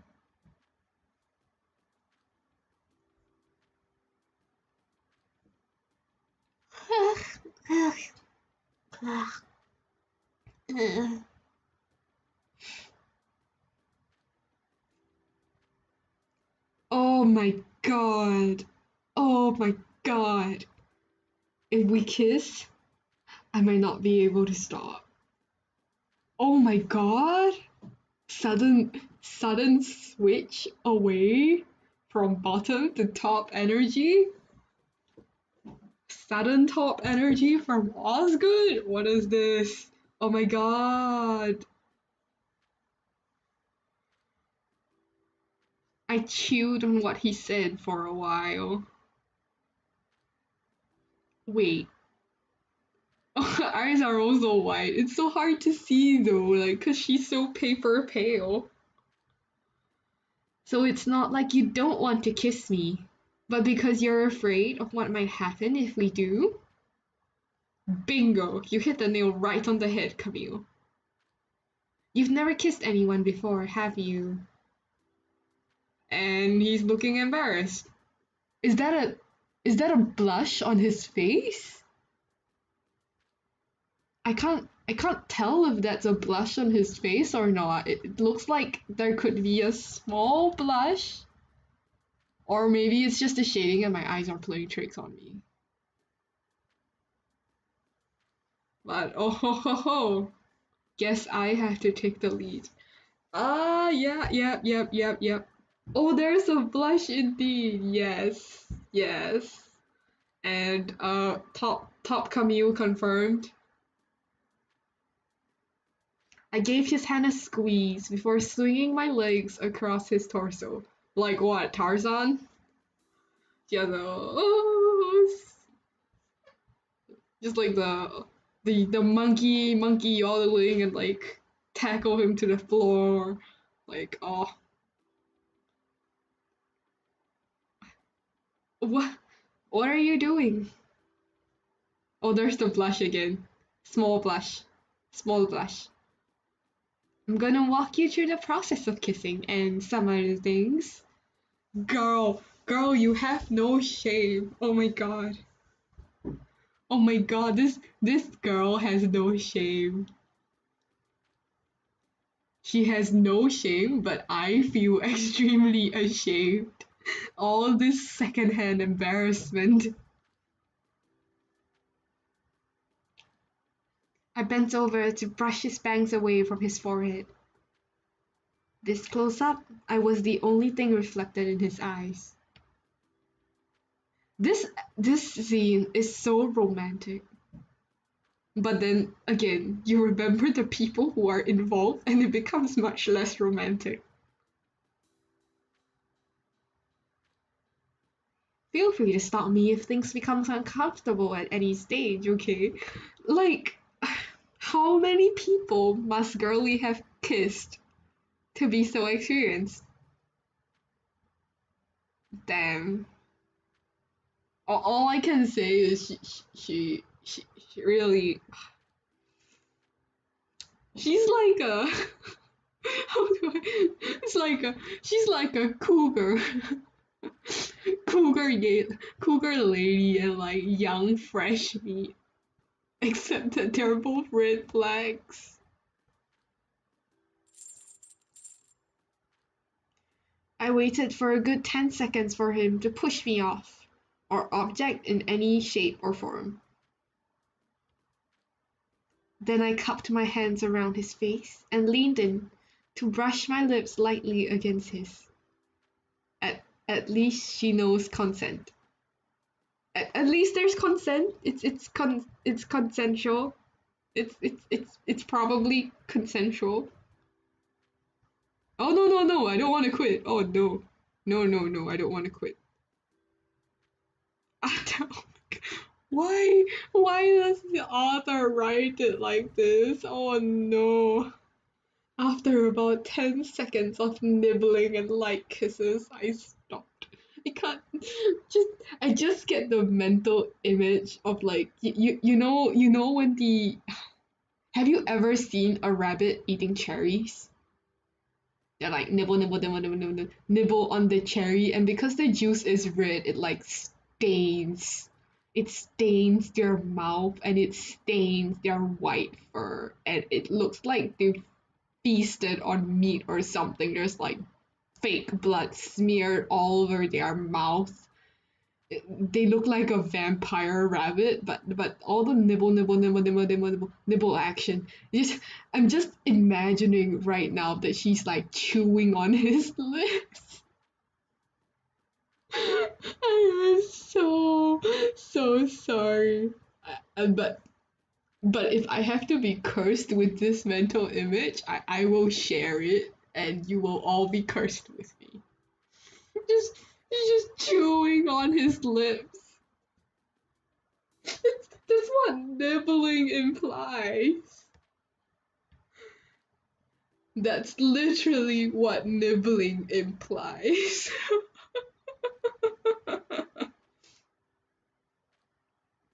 See? That wasn't so bad, was it? I waited patiently for a response. Was it consensual? Girl, was it consensual? Very important. Osgood stared back at me stupidly. Okay, I changed my mind. Osgood bottom energy, Camille top energy. I think that's the canon. Camille top energy, Osgood bottom energy. He's a stupid bottom. Silence. I might as well be kissing a metal pole. Chewing on a metal pole. Just their teeth going clunk, clunk, clunk against a metal pole. Crying. Osgood has gone from like paper to metal pole. That's enough assignment for today. I'll get off you right now. Oh my gosh. Before I could finish my sentence, Osgood grabbed my arms and pulled me towards him. I lost my balance and crashed my teeth against his literal biting moment. We went from chewing on lips to chewing on teeth now. Man just said, "You kiss me? Oh, do it again." The pain caused me to raise my hand to cover my mouth, but Osgood was quicker, and his mouth quickly found mine before my hands did. Damn, damn. Okay, so someone has skills. Oh, okay, he doesn't have skills. I take my words back. It was sloppy and urgent, like a drowning man trying to raise his head above the water. At least he's passionate about it, right? There was a distinct taste of equal parts iron and sugar, the blood from my cut mixing with the residue of the candy he ate. Hmm. Right. Good night. Sleep well.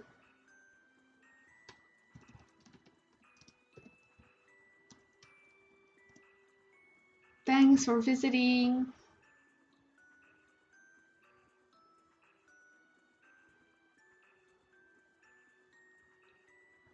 Everything was too hot, too sweet, too sudden, and too desperate. But I found myself not caring and losing myself in the heat of the moment. It's a very passionate kiss, that's all I can say. After all, wasn't this the reason I kissed him in the first place? That's true. That's true. Girlie wanted to seduce him, so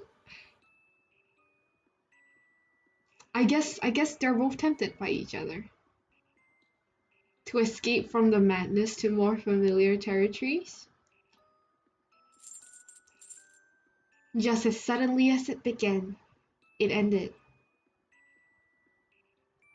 Osgood's shirt was off, and his pants were halfway to his knees. My dress was unbuttoned and pushed up to my waist. We were both breathing heavily. Something happened, didn't it? His body is so large. Is the air supposed to smell this sweet? Uh, I don't think it smelled. I don't think it would smell sweet. Probably more like, sweat and bodily fluids.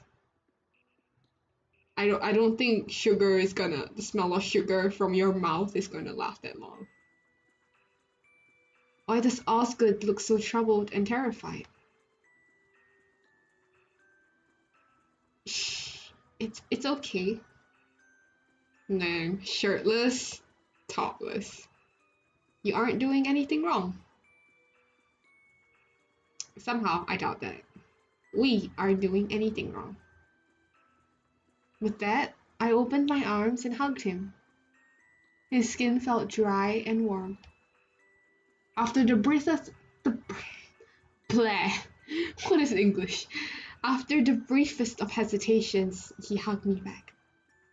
It was a very gentle hug, as if he was afraid of breaking me. But it wasn't long before we started devouring each other again. Damn, damn. You guys really, really getting it on.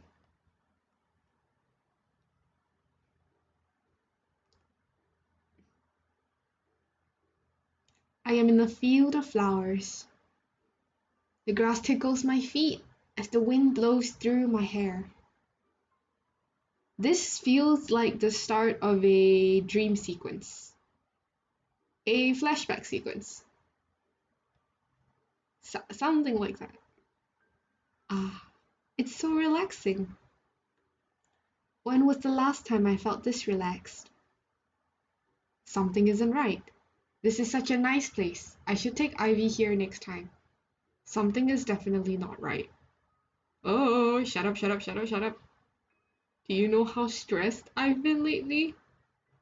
Do you know how it feels to be stuck in a single room for days on end? Do you know how long it's been since I last saw the sky? Just, oh man, oh man. Let me enjoy this beautiful scenery in peace. I don't know. I don't know. It sounds like Camille has some anger issues. Possibly some anger issues. Maybe, maybe she's a bit delusional. Maybe.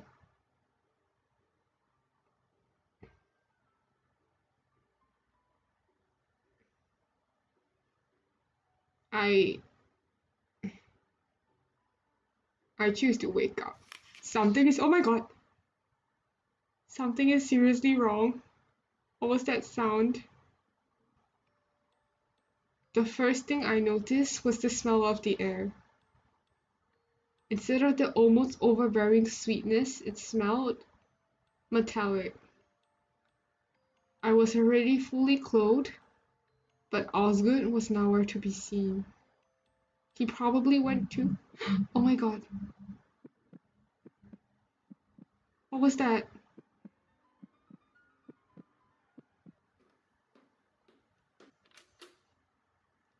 Ah, you're awake. Osgood, what happened to my hand? Last time I checked, getting intimate does not cause your hand to magically disappear. What did you do to my other hand? It was an accident. What? What do you mean accident?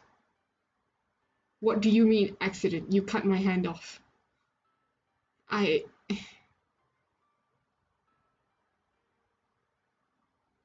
You cut my. Oh my god, I have goosebumps. Osgood, you cut my hand off. Oh my fucking god. An accident. Why don't I remember any of it then? That's probably because you were hallucinating. Yes. Oh my god. Toxic. The most toxic couple in the history of toxicity. Oh my god. Hallucinating. Of course. Because that's what happens when you kiss and get naked with someone. You hallucinate, then half your arm goes missing without you even feeling a thing. She looks hysterical.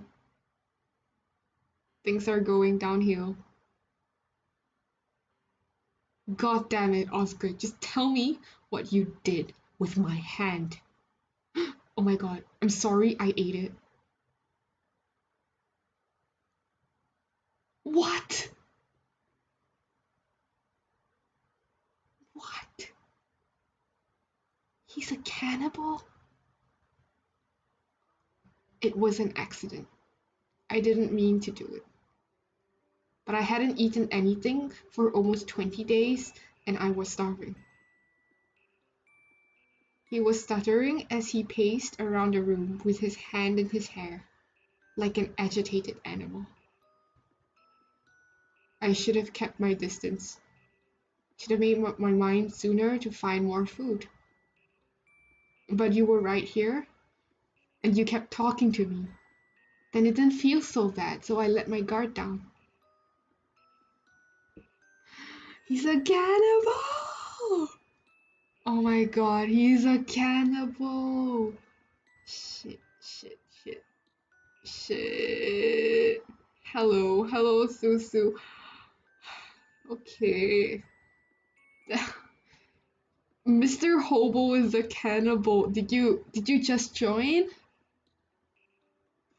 Yes, yes, yes. This is the game with Hobo. I will catch you up. Okay, give me a hot moment. Let me just look at my phone.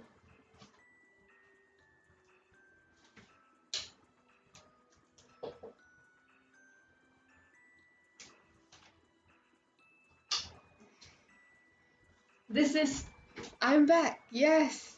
Yes, yes, yes. I know. It's the Hobo. It's definitely the Hobo. What what can I say? Okay, so from where we left off last time, so Hobo yes, him sucker punching the MC. Okay. So we went to his house. Best girl Camille went to his house to return his chemistry notebook. She heard him killing someone and then she tried to escape, but her phone alarm rang. So he found out, he kidnapped her, and he made her call her guardian to tell her guardian that she'll be out of town for a while. And so now she's in his home, the second floor of his home. And yes, yes. So what Camille did was, she tried to.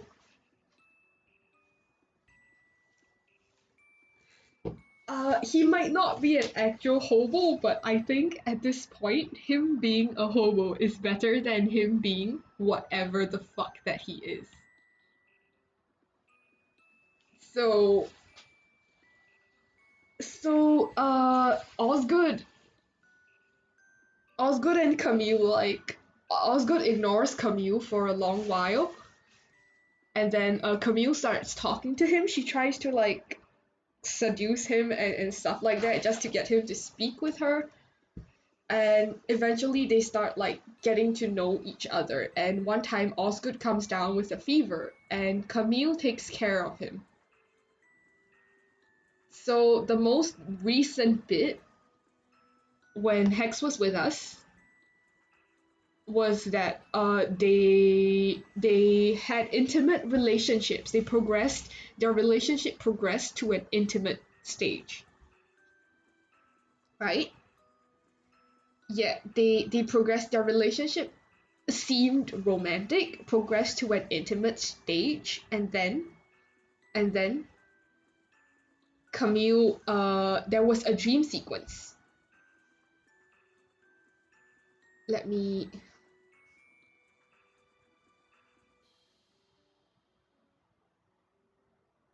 like, there was a dream sequence. I am in a field of flowers, the grass tickles my feet.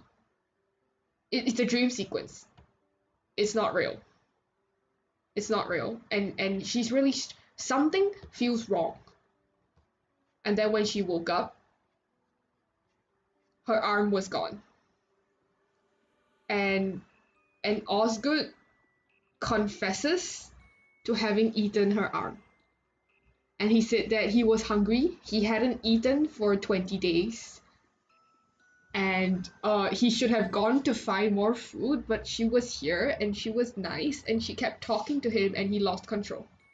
So he ate her arm. Yes. Yes.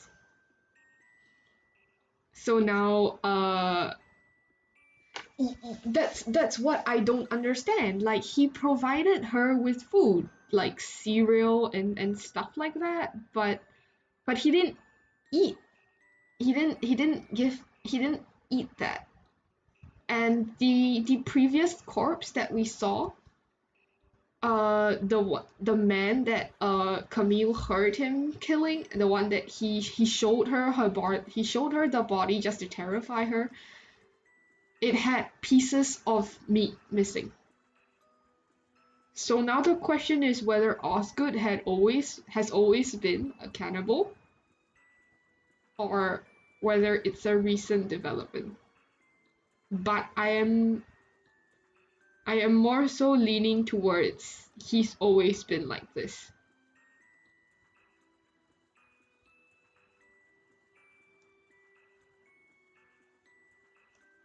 Yeah, it just has that kind of vibes.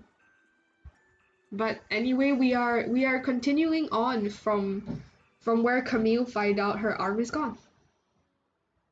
It wasn't supposed to be like this. Then what was it supposed to be like? Osgood, what was it supposed to be like?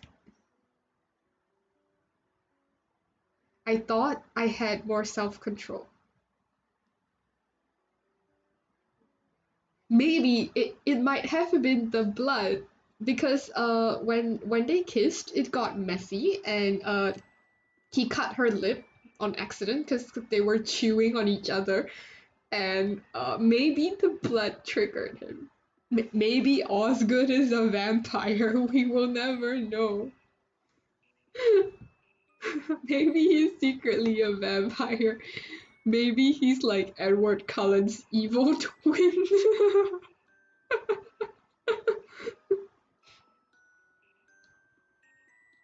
It wasn't supposed to be like this. But it has happened, and now Camille is missing an arm. The guy on the chair who was missing his legs. You ate him already. Osgood didn't answer me. I felt lightheaded. So yeah, he ate the previous person. But he also said that that person was. He called. Osgood called that person her predecessor. But he didn't say that that was the only person. So we don't know for sure whether Osgood has eaten more than one person before. You're a cannibal. Yeah, yeah, no shit. No shit, Sherlock. No shit. He just confessed to eating your arm. Like I think we all figured that out, sweetheart. I think we all figured that out. I'm not a cannibal. You just said that you freaking eat humans. How are you not a cannibal? I feel like I'm slipping into a British accent. I said I'm not cannibal. I was about to argue some more before I realized something. If he's not a cannibal and he eats humans, is he a non-human?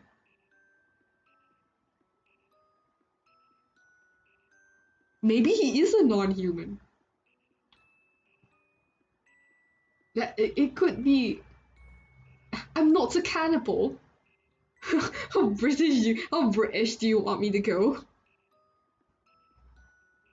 I'm not cannibal. Like a don't shake his hand, Daddy. His abnormal body temperature, his unnatural scent.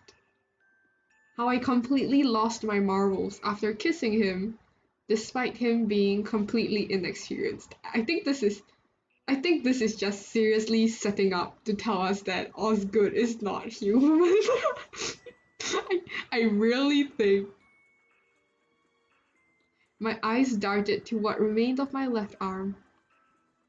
The wound had already closed up, but the tissue scar was jagged, as if bit by a wild animal. Is he a werewolf? But a wild animal. He could be a werewolf. I It somehow seems a bit far-fetched. Oh, I get it now. You aren't a cannibal. She looks hysterical. She looks so hysterical. You aren't a cannibal because you are some sort of human-eating monster. And he's silent. The whole thing was so absurd that I started laughing. Or at least I think it was a laugh. No, I think she's hysterical. I think she's hysterical and out of her mind. I am curious. I'm curious too, but I'm also scared. The sound that came out of my laugh? Oh my god, what is English? English Sama is rolling over in his grave. The sound that came out of my mouth was a bit too harsh and shrill. It took me a while to realize that I was screaming. The terror that had been building up in me ever since I came here. The bitterness of forcing myself to kiss up to someone. Yeah, yeah, I think he's like, it's confirmed he's not human. We just don't know what he is. The regret over all my stupid actions in the past. Everything that I had been suppressing crawled out of my throat in a screech and clawed itself into the world. The most terrifying thing was that I no longer cared. Do you think it's possible that Osgood is a working corpse? Because he did say that he hasn't eaten in over 20 days and a regular human would die in a week. So, maybe. Eventually, my voice gave out, and the shrieks turned into wheezing. Osgood stood there with a frozen expression like an ice sculpture. Him being undead would like explain why he's so paper pale, honestly. Like white hair, white skin, white everything. When I finally ran out of breath, he pushed the food toward me. You should eat.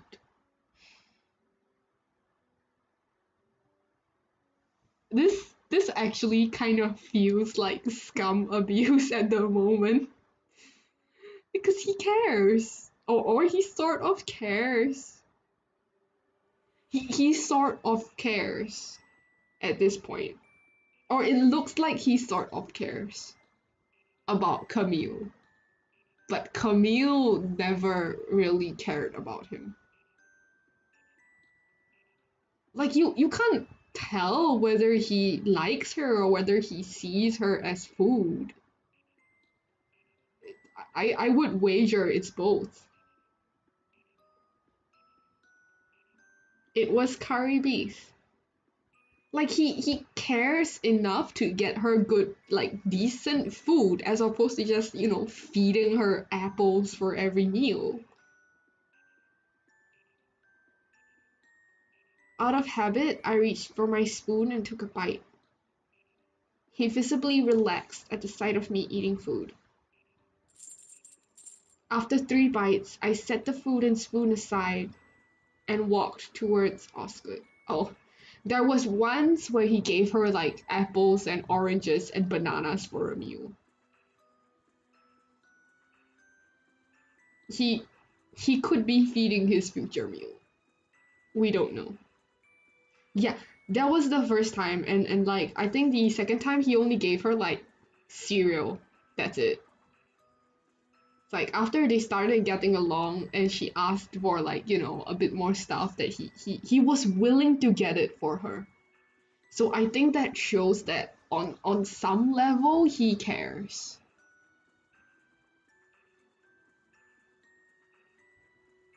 Please let me go. She only has one arm. And he silenced. I'm sorry for bothering you in the past. I didn't know what I was doing. So please let me go. Please.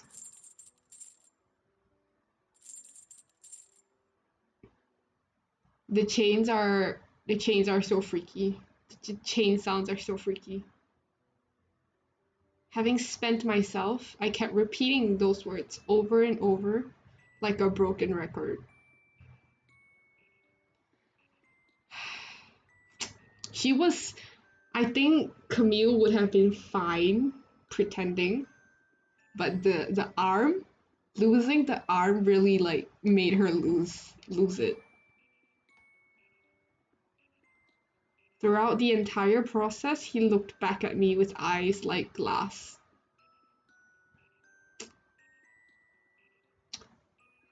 What is he? He did not utter a single word. Chapter 3. Oh my god. When I was 6, I voluntarily placed my hand on a stove? Camille? Camille? What? What? What? What are you doing? When dating your man costs you an arm and a leg, but literally.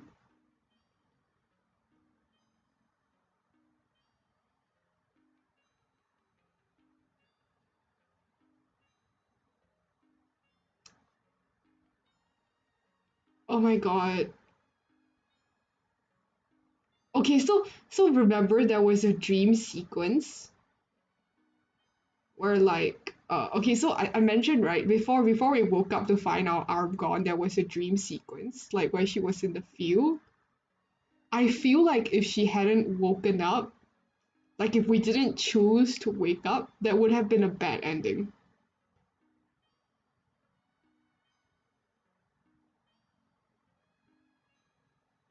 I feel like if we didn't wake up, we might have been eaten clean because Osgood was starving.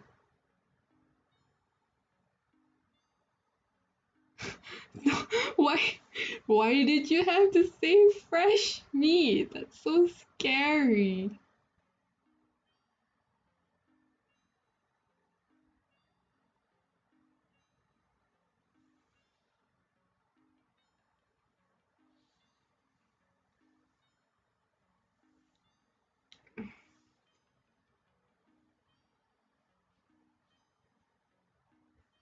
Ah, this is so scary though. I'm like, oh my god.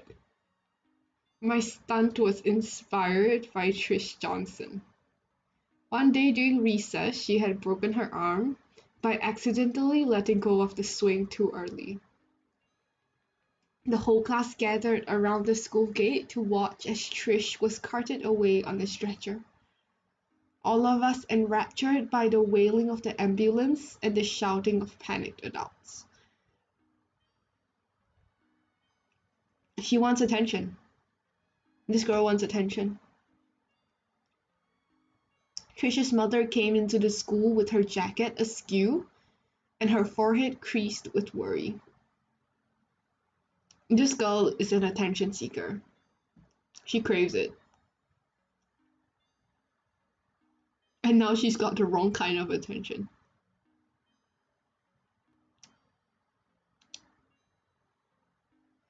It started like, yeah, but this few paragraphs tell you that, like, she's always been in this few paragraphs tells you that this habit of seeking attention started when she was very young. I don't know whether I'm gonna be able to sleep tonight. Honestly, it's so scary. This is so scary. When she found Trish, she held Trish's hand and kept smoothing away her hair and saying soothing words no matter how annoying and loud Trish got. Carrying out the stunt with the stove as a 6-year-old took multiple steps. First, I was too short to reach the knobs that turned the stove on, so I had to drag a chair into the kitchen. Then, I spent a good 15 minutes figuring out how to turn on the stove. No, don't say that. Oh my god. I don't I don't want to have nightmares. Don't curse me. Once I finally got my hand on the burning circle, the pain was so great that I toppled off my chair and hit my head. After crawling up from the floor and spending another 5 minutes trying to turn the stove off, my hand was the color of a boiled lobster. My palm was covered with blisters. Feeling sufficiently damaged, I was sat on the sofa and excitedly waited for Mom to come home. Ah. Unfortunately, Mom did not hold me close while stroking my hair. There was a lot of yelling about medical bills and insurance, and I spent the night in timeout on the bathroom floor. So this girl wanted attention. Family did not give her attention, or at least not the attention she wanted. Next day, yellow pus was oozing out of my hand. Mom bit her thumb and paced the floor before dressing me in the nicest dress I owned. In an hour, we were sitting on a bench in the park, my mother yelling at someone through the phone while I swung my legs around, happy to not be in school. Is she calling the dad? Eventually, I got bored and started building leaf piles with my one good hand. I was almost finished with making a pile to my knees when a man arrived. I think this man might be Dad. He was wearing a long white jacket with a black turtleneck. His blonde hair curled around his face like a golden halo, framing the startling blue of his eyes. He crouched down to my eye level and told me he was my dad. I'm right, it's Dad.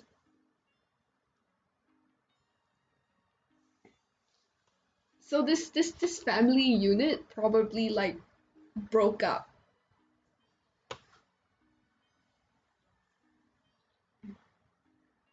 This family unit probably oh Dad called already.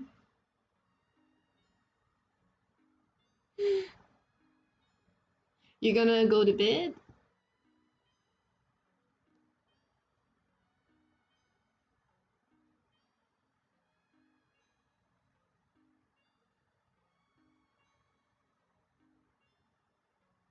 Oh, uh, no, I was saying I thought this because this current scene talks about how Camille did some attention seeking stuff, but instead of reacting as Camille expected, Camille's mom was upset and then she called someone. So like I was just like thinking that this someone that the mom called should be the dad. And it's confirmed now. The mom definitely called the dad. Mm.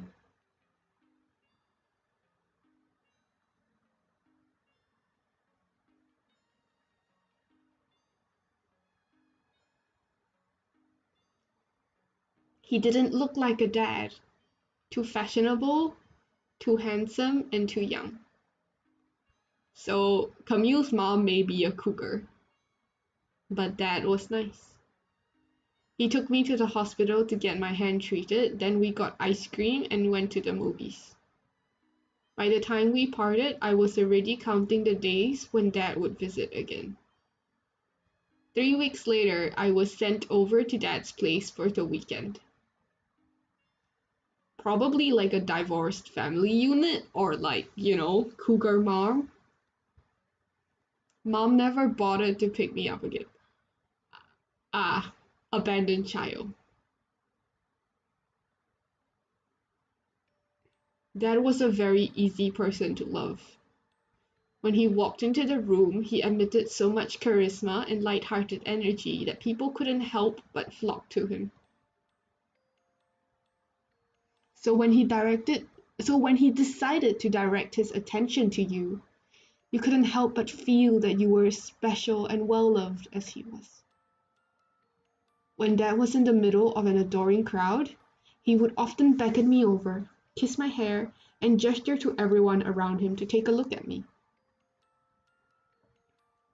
Such a pretty little angel, he would coo. Such a marvelous, bright, and mature little girl. I wonder where she got it all from. Everyone would follow his cue and make similar noises. Empty questions and absent-minded pats. After a while, I knew exactly what to say to generate the right kind of chuckle or amused gasp. So actually, this man probably doesn't want a child either. He's just like making use of the child. And no matter what I say, Dad would always laugh with them. I really loved Dad. I don't know. I don't know. But the thing is, he had many, many people who were competing for his affections and attention. And my biggest rival was Mr. Buchanan. This is the stepdad, Mr. Book. The first impression I had of Mr. Buchanan was how much I had to bend my neck backwards to look at his face. So he's a tall man. Brown hair prematurely grey and swept back neatly. Office worker? An unremarkable face shielded by rimless glasses. A bland-looking suit that I later found out was worth more than everything I owned when I accidentally spilled grape juice over it. To be honest, he seemed to almost disappear into the background whenever Dad was in the room. So this is a rich old man?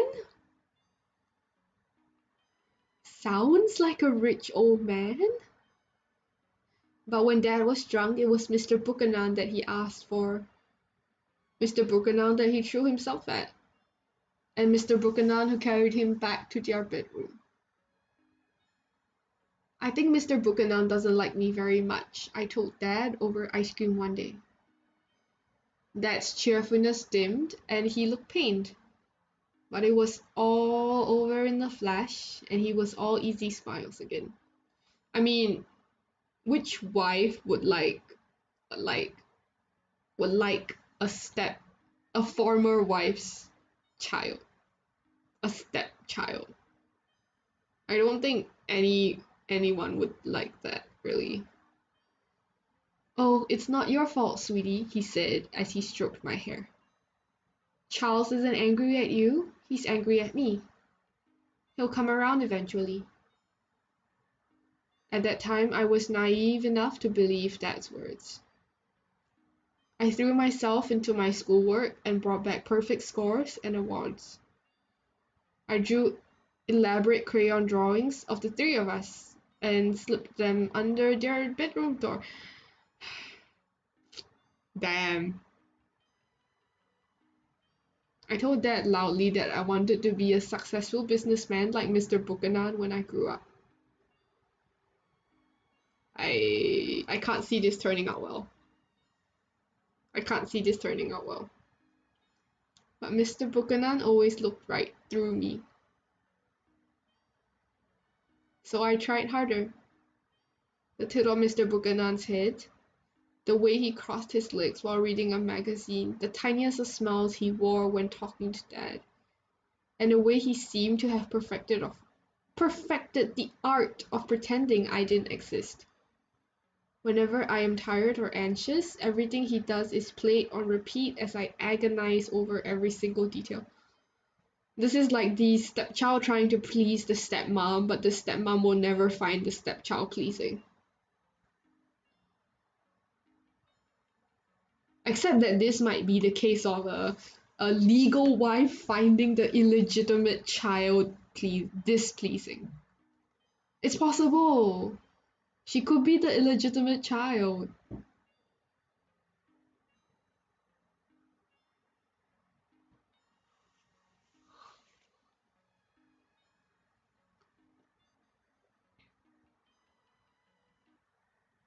But no matter what I did, Mr. Buchanan always treated me with the same perfunctory politeness, as if I were a house guest that was there for a temporary stay.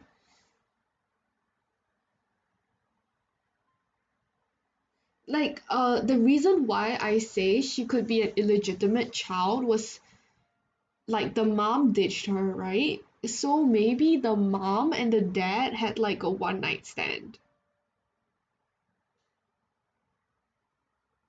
So when the dad got together with Buchanan, he didn't know that he had a daughter, but now that the daughter came out, he can't deny that the daughter is related to him because they look related.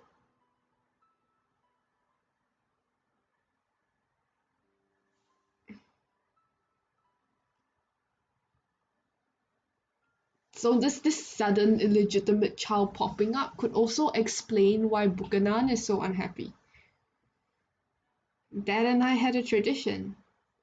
On Friday, he would pick me up from school and take me to dinner where I could order all the dessert I wanted before ending the day at the movies or the arcade.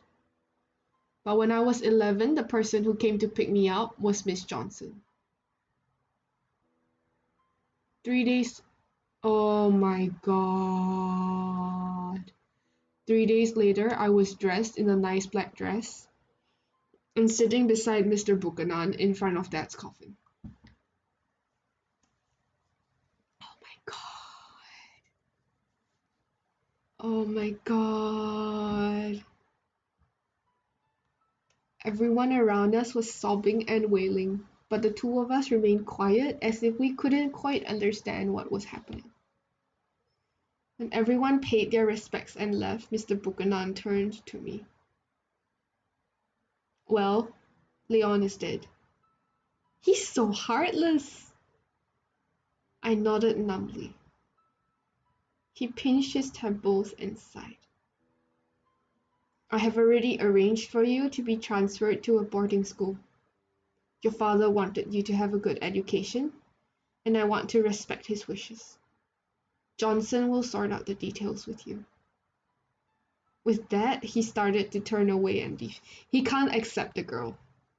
He's caring for the girl because he liked Leon, which is her dad, but he doesn't like her.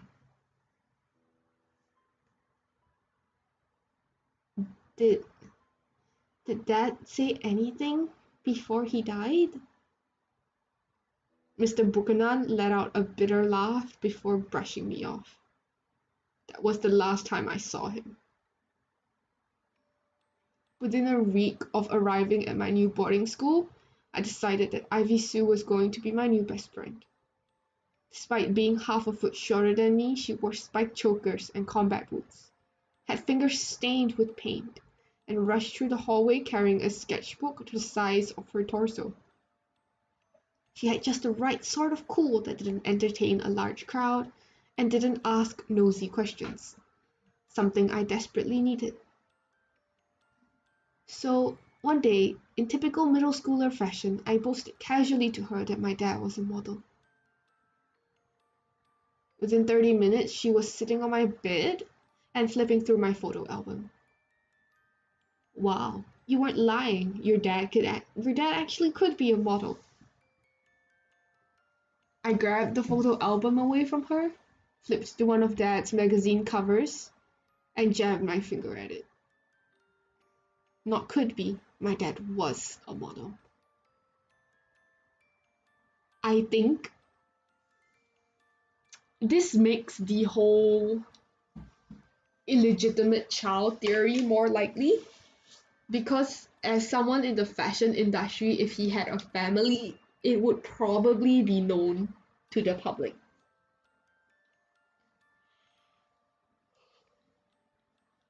So the fact that the mom was like struggling with finances, I think either he didn't know or they didn't get along. And Buchanan was probably his partner, but he couldn't be seen with Buchanan because Buchanan looks like a rich old man and he looks like a young model or a semi-young model, so there's probably gonna be rumors that he's a kept man. No wonder you wouldn't give Thomas the time of day. He doesn't hold a candle against the kind of people like your dad. He has high standards. It took me a moment to remember who Thomas was, not the tank engine, I hope. Imagine dating Thomas the tank engine.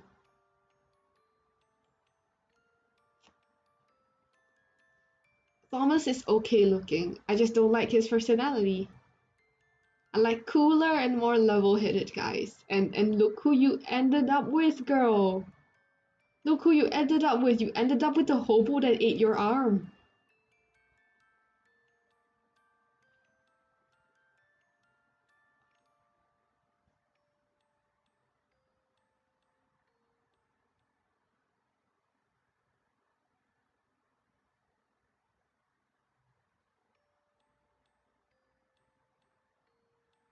Oh, like this guy? She pointed to a photo of Dad hugging me off the ground with me and Meat Shrek. Girl. I had to study the picture carefully to realize that Ivy was pointing to Mr. Buchanan in the background. Pointing at the old man.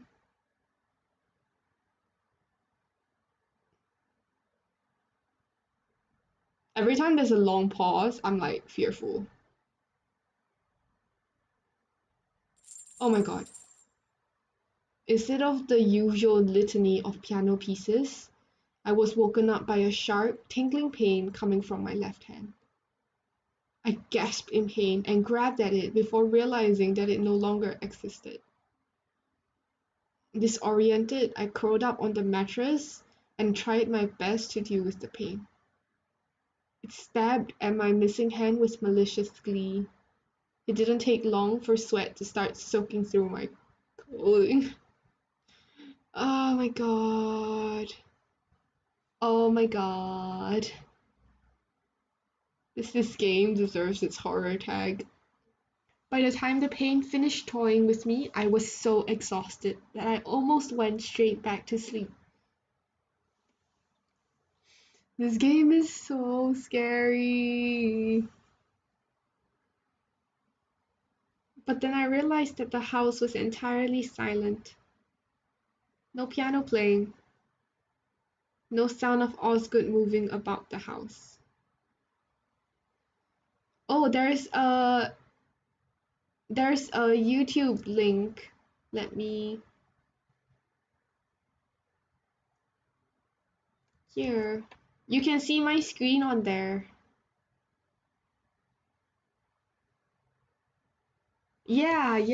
It's I switched from lobotomy to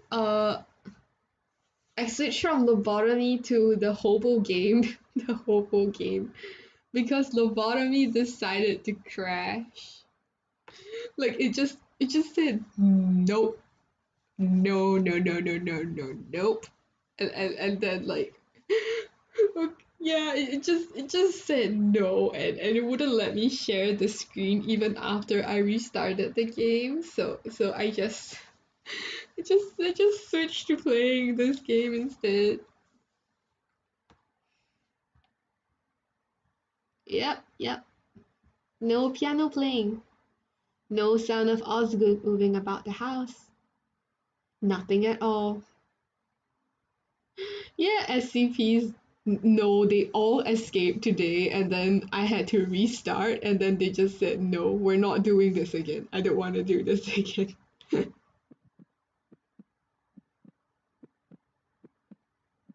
Oh, the heartbeat. A small surge of panic began to bubble up. Without him bringing you food, you'll starve. There's no way you're going to break the chains in time. By the time they find you years later, you'll be a skeleton in a filthy dress. So hungry before you died that you tried to eat your. Oh my god.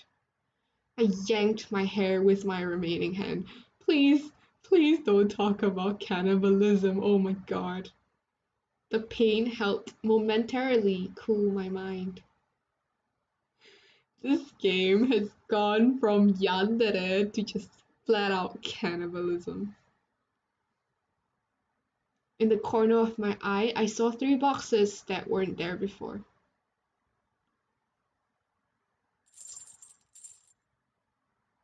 Opening them revealed food. A box full of apples, a box full of carrots, and a box full of instant ramen. I think Osgood is intentionally avoiding us so that he doesn't eat any more parts of us. Nestled in the middle of the apples was a white sheet of ruled paper. I'll be back soon. I crumpled the paper up and threw it into a corner. Do some sit-ups. Sharpen the glass, take a shower. So this first option used to be do some push-ups.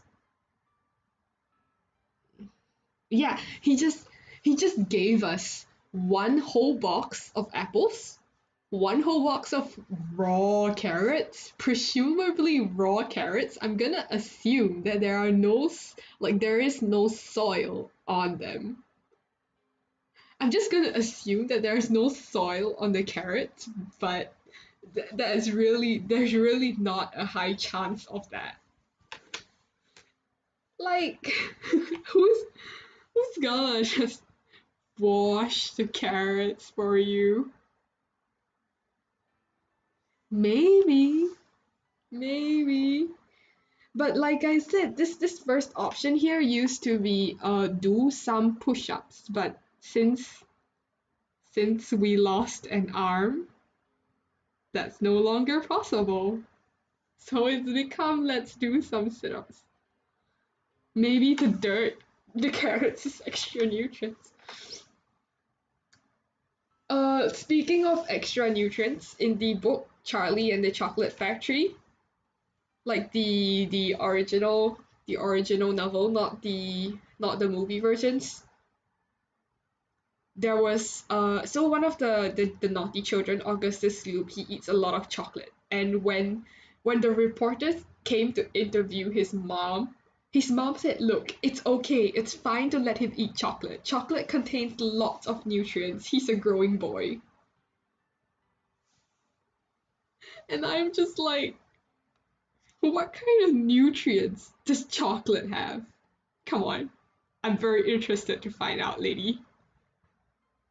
Jesus Christ. We shall do do some sit-ups, I guess. I'm not actually sure if these choices do anything because they appeared before and it seems like it's just to like pass the time. And kicking your kid to an early grave.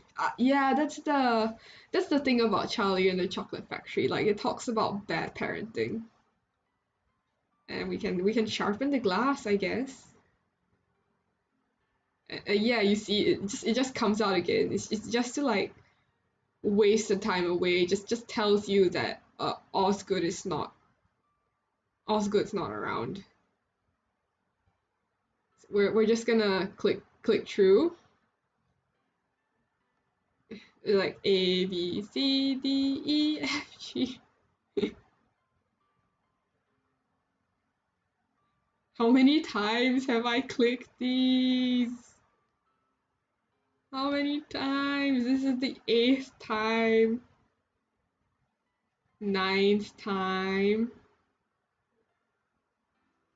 10th time. 11th time. Oh my god, 12th time.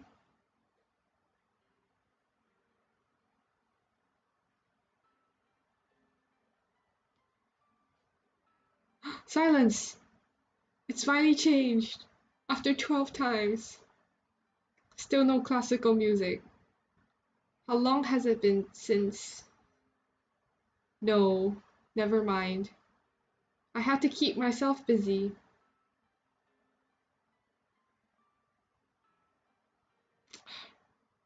13th time.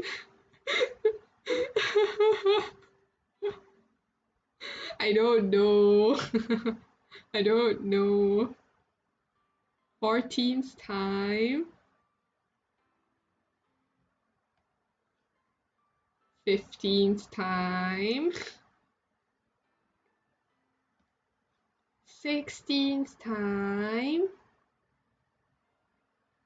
I mean, hopefully he comes back.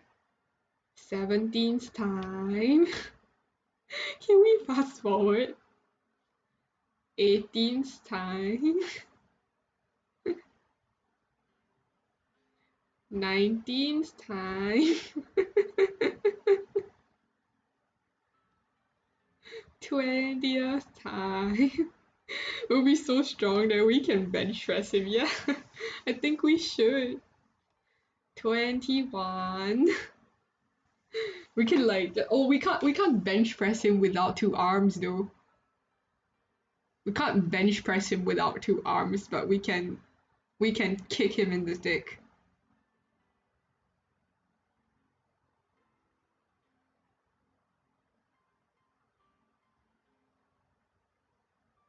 22.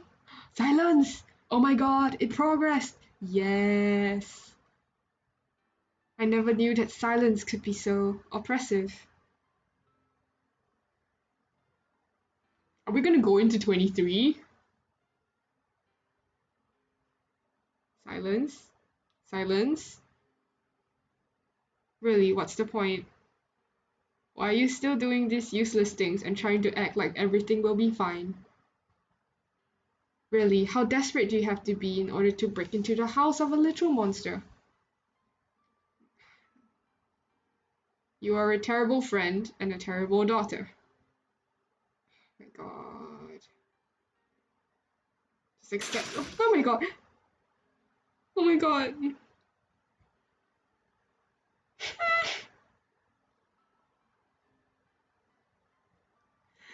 Oh my god. The sound. The sound. The sound.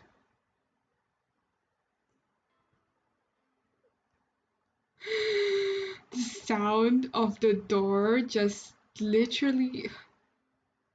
The sound of the wood.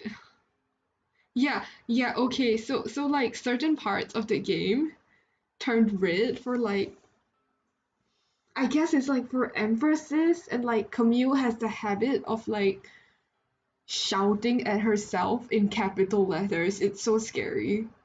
And like the sound of the door is like, oh my god. I like literally jumped in my seat crying. How did it come to this? When will Osgood come back to play the piano?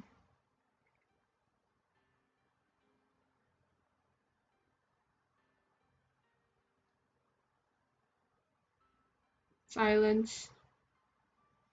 Only a half of my food is gone. Yet I am already convinced that I will probably starve to death here. Thank you for a pet. Thank you for a pet. At first, my reaction was to throw myself at the chains, banging it against the hard bathroom floor for as long as my body would sustain me. Yeah, so Osgood knows how to play the piano, and earlier in the first part of the kidnapping, before he decided to eat our arm, how Camille kept track of the time was through how many times he played the piano. So like if you assume that he plays the piano once a day, then if he plays it 24 times, then it's been 24 days. Once my body was spent, I fell into yet another spiral of self-loathing and despair, kicking food all over the place, tugging at my hair, screaming and whatnot.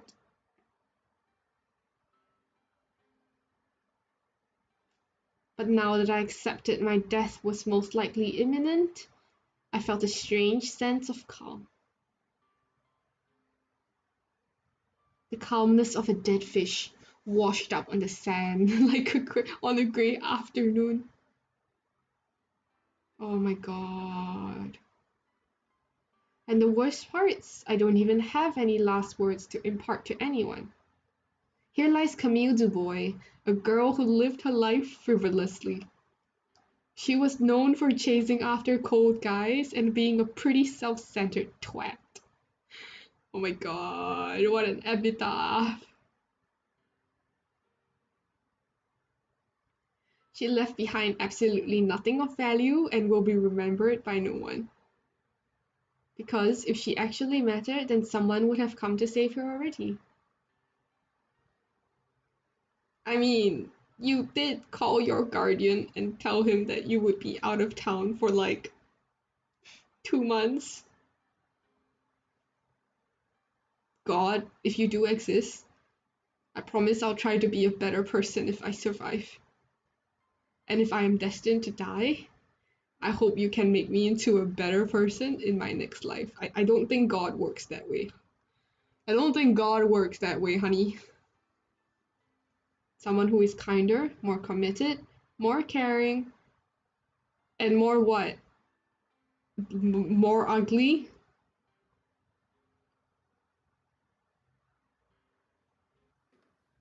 Exclamation mark. Footsteps. Footsteps. Is that? Is that really? I stared at the door dumbly for a second more before an unadulterated joy washed over me. I got up and rushed towards the. Oh my god. Oh my god. Oh my god. Oh my god. Oh my god. Oh my god. Why is it so loud? Oh, it's so scary. Why is it so loud?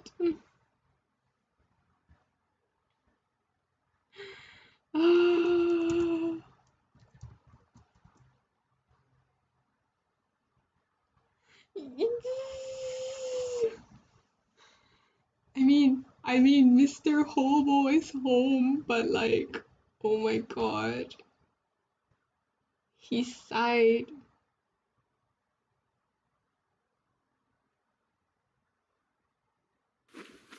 Dumping the body bag on the ground, he started picking up the apples, carrots, and instant noodles scattered on the floor, arranging them into a neat stack before placing them into the box and facing me again.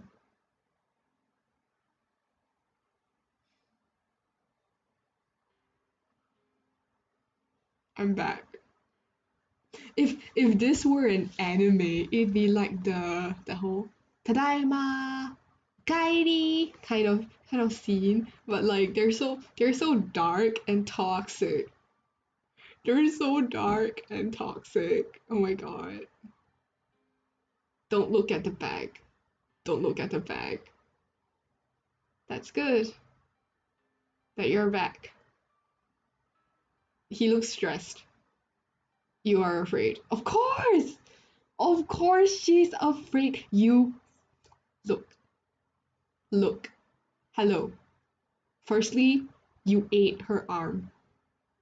Secondly, you left her alone for God knows how many days. And you expect her not to be afraid? Like, how does that work? It doesn't. Like, it would be so cute if we were an anime rom-com, but no, we're stuck in the horror genre. We're stuck in the horror genre like right now, and it's not great. Me afraid? Of course not. Liar, liar, pants on fire.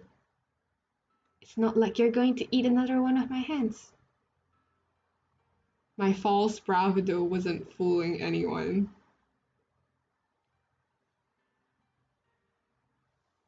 The body bag was still there, and my missing hand had started to act up again. This is like phantom pain. Phantom pain because he got eaten. Silence. I have been doing a lot of thinking when I was out procuring food. And the conclusion I came to was that we started off on the wrong foot. No shit, Sherlock. No shit, Sherlock. Firstly, like, yes, Camille pestered you. Camille pestered Osgood because she was interested in him.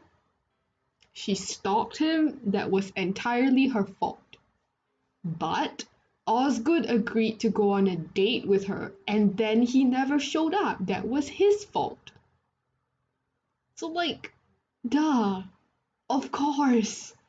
Of course, it's like, oh my god. King of understatement, Osgood. We weren't honest with each other.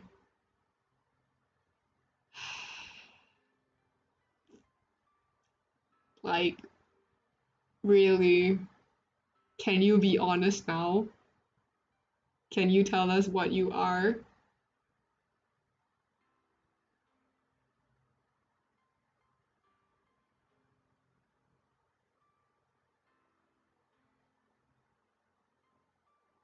Even now, you don't find it comfortable to tell me how you really feel.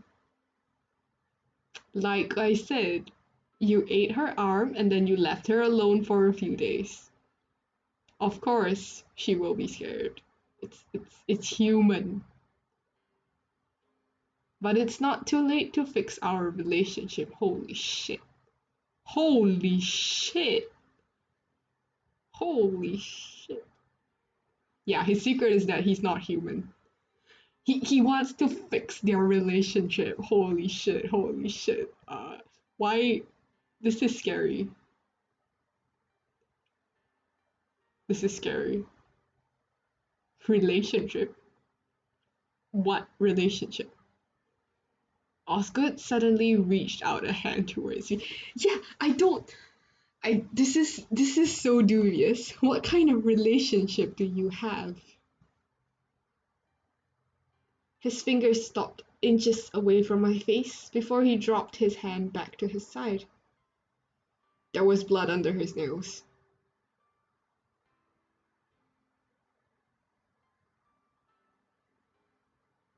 I think I think he's an animal of some kind. I'm really leaning towards like him being an animal of some kind. Doesn't necessarily have to be a wolf, but like I feel like he's an animal of some kind. But definitely the color or the lack of color lends itself to the undead. I guess my money is on like vampire or werewolf. I think I'm wrong. I think I'm wrong, but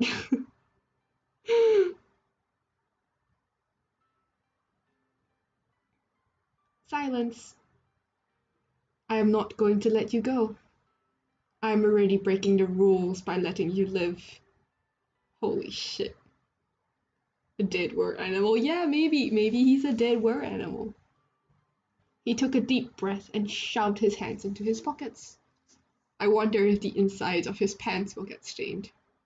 But there are certain Exceptions. Exceptions? Is he going to like turn us non-human? Is that the exception? Is that the exception? When he took his hand out, there was a tacky ring with a plastic rose on the top. He's going to marry us. He's going to marry us?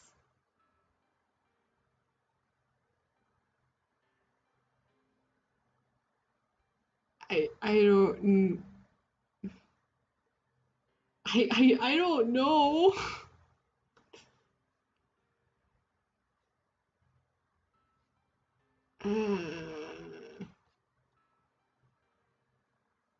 The red petals look especially cheap against the black. Girl, stop judging. This could be a matter of life and death. I wanted to get you a more fitting ring, but I don't have a lot of money right now, so this will have to do. Good lord. Good lord, this is a proposal. The sweet cloying smell was there again. Trying to pretend none of this is happening, I covered my nose with my remaining hand and took several steps back. There's this sweet clawing smell. That could be a hint as to what he is. He's trying to speedrun the relationship? He really is. But he grabbed my hand and leaned in. The familiar scent of candy and wine invaded my consciousness. Is it like. Huh. Huh. Huh. Okay. Okay. What are you trying to do here? I can't change what I am and what I eat. But I should have gotten over myself and taken care of things earlier.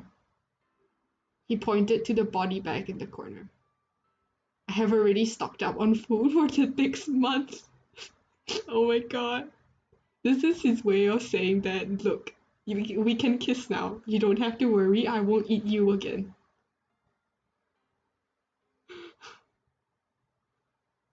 Yeah, like, the game just suddenly, like, zooms the fuck in. And this is like, holy shit.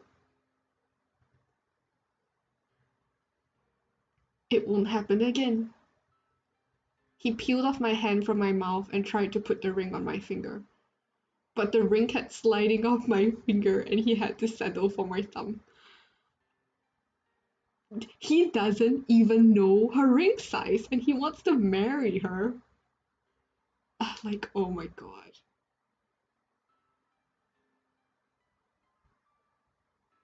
That, I just, I just, that's terrible. Blood was smeared everywhere. I was too nauseous to do anything, so I just let him do what he wanted. As you must have figured out by now, I don't have much experience with romance in general. So I apologize if I'm doing this wrong. You are definitely doing this wrong.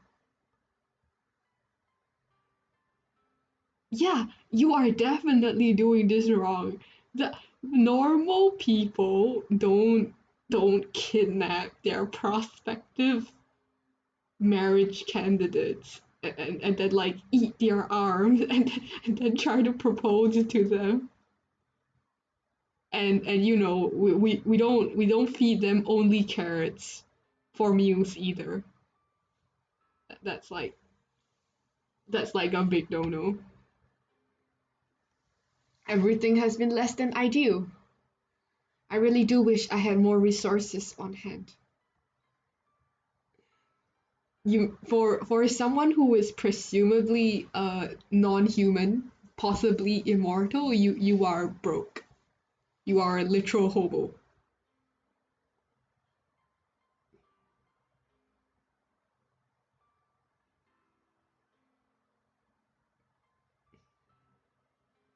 But with time and effort, we can make it work. I don't trust that smile. I don't trust that smile. It's like No. No. Just no. Silence. Camille?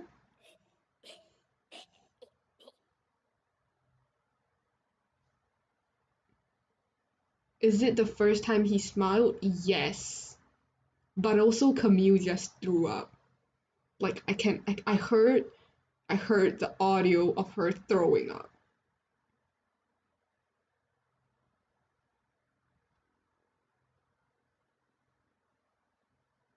Yes, the gagging.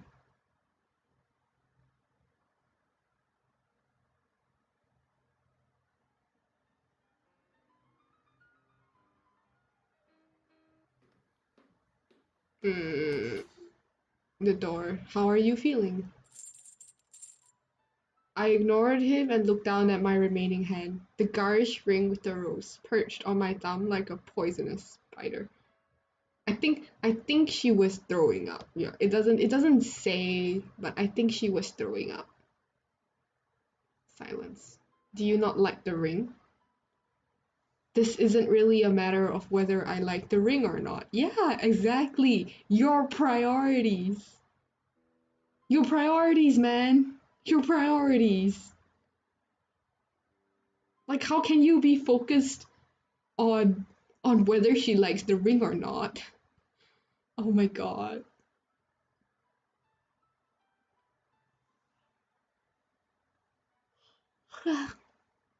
It's like oh my god, terrible, terrible man. Terrible. -2 out of 10, don't marry him. I removed the ring with my teeth and dropped it in my palm. I can't accept this, take it back. And yet you return it to me dripping with your saliva.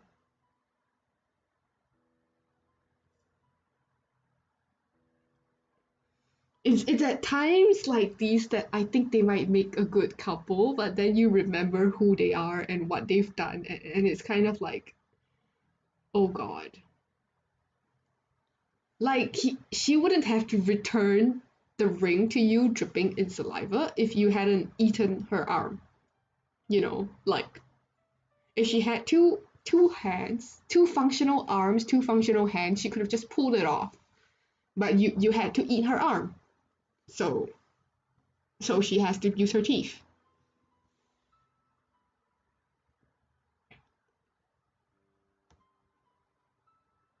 You are truly a master of mixed signals. Something snapped within me and I hurled the ring at his face. He dodged, and the ring bounced once on the floor before disappearing into the darkness. Oh my god. This is so.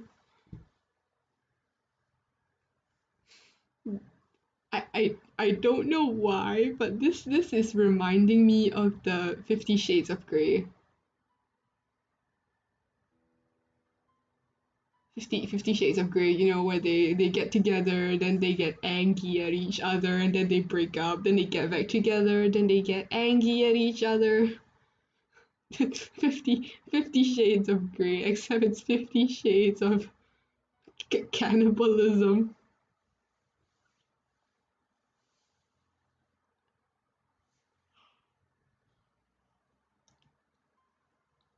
You can either let me go or kill me.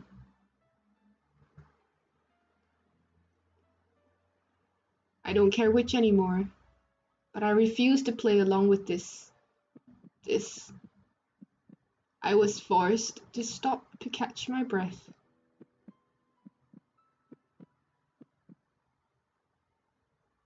It's good that you've never read 50 Shades of Grey. I think it's bad, actually. Or it should be. It was so bad. Since when did I get this weak? You mean after doing sit-ups like I don't know how many times we're still considered weak? Damn, girl. Damn. Silence.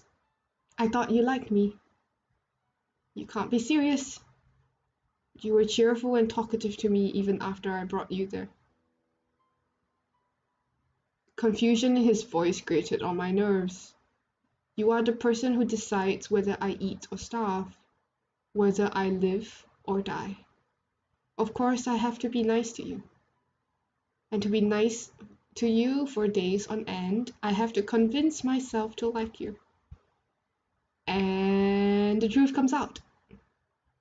But now I'm tired. I can't keep this up anymore.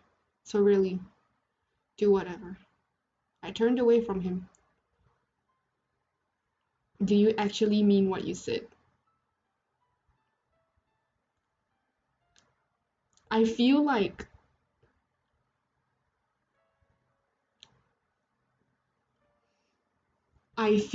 this is a danger point.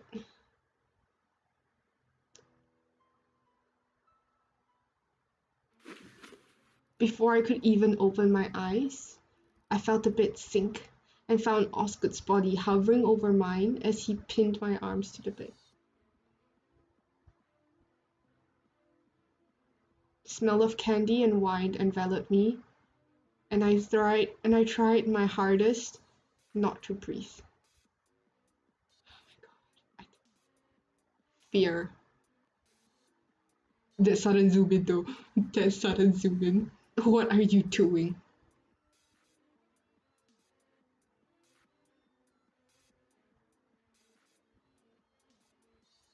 To my horror, he got even closer until our noses were almost touching. Why are you looking at me like that? You are the one who said I could do whatever I want. Oh my god. Oh my god. Is it going to come back to bite us in the ass right now? Is it literally going to come back to bite us in the ass? I spat in his face. He blinked, but otherwise did nothing. You know, I agree with you. I'm like so scared that could happen, like at any point in time. I don't want to die. The expression he wore was that of a long-suffering parent dealing stoically with an unreasonable toddler. That's true, you know. You know that's true. That's true. That's true. He's like a parent dealing with a temper tantrum. Furious beyond reason, I started struggling violently against him, writhing, kicking, and screaming directly into his face. It felt like kicking stone, and I soon wore myself out.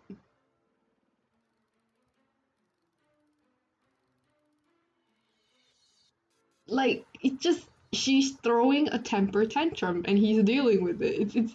It is what it is. I will repeat this again. Do you really want me to do whatever I want? No. No, no, no, no. I don't. I don't. I don't believe you won't eat me. I don't believe that you won't eat me. Are you toying with me? No. But we do need better communication than this. So tell me, Camille, what do you want? Get off me. I literally shrieked the words into his face, but he seemed satisfied and released me from his grasp, leaving me sweating and shaking. I like he you have we have to reject him. I am so scared of dying. I'm literally so scared of dying right now. That wasn't so hard, was it? He pointed at the plate of food sitting on the nightstand. It looked and smelled like chicken soup. You should eat it before it gets cold. Please, just leave me alone. Given the choice of anyone in the world, who would you want as a dinner guest? Crisis averted for now. Yeah, exactly. Like, holy shit. Crisis, crisis not going to be averted later. What? Answer the question and I'll leave. There is a switch in roles. Like earlier at the start of the kidnapping period, Camille was the one who was asking Osgood all these questions, and Osgood didn't really want to answer, and now it's the reverse. Osgood is the one asking, Camille is the one reluctantly answering. Like it's food, but like I don't know how I feel about it. Given the choice of anyone in the world, who would you want as a dinner guest? Anyone that's not you. Silence. I see. And he leaves. Silence. Why am I still alive?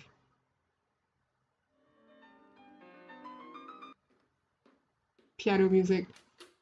He's back. Did you sleep well? Silence. He sighed before setting the food before me. It was fried rice. Green scallions minced and sprinkled with fried eggs and chopped up sausage. No, don't bring the corpse over as a guest. Why would you? Oh my god. Why would you? Why? Why would you? Oh my god. Picked up the I picked up the unknown thing for a second before setting it down again. There's just like a missing word here. I don't know what she picked up. The plate, the fork, the spoon. Can I ask you a question? Yes. Do you want to eat me or have sex with me? Or is it both? Damn, she's so straightforward. Damn. The air of the room suddenly gained physical weight, making it hard for the two of us to breathe. Osgood closed his eyes like he was bracing for impact. I am not going to eat you. So sex then. Taking playing with food to a whole new level, aren't you? I don't plan on sleeping with you again. So I'm some sort of glorified pet? Oh my god, this is so dark. This is so dark. Why is this a thing? Oh my god. I sidled up to him, pressing my chest against his and snaking a hand into his hair. Girl, she's asking for trouble. She is literally asking for trouble right now. Like she is just begging to be killed. Look at her trying to struggle. So adorable. How very sweet. Oh my god.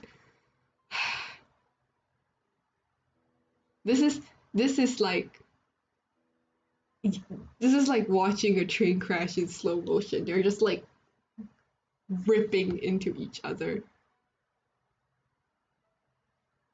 My voice was dripping with acrimony, but Osgood didn't say anything to my provocation.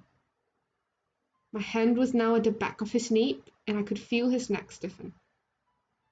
She's just she's just tempting fate. She's just tempting fate right now. But he didn't move away. Suddenly feeling deflated, I detached myself from him and sat back on the bed, mechanically moving food into my mouth.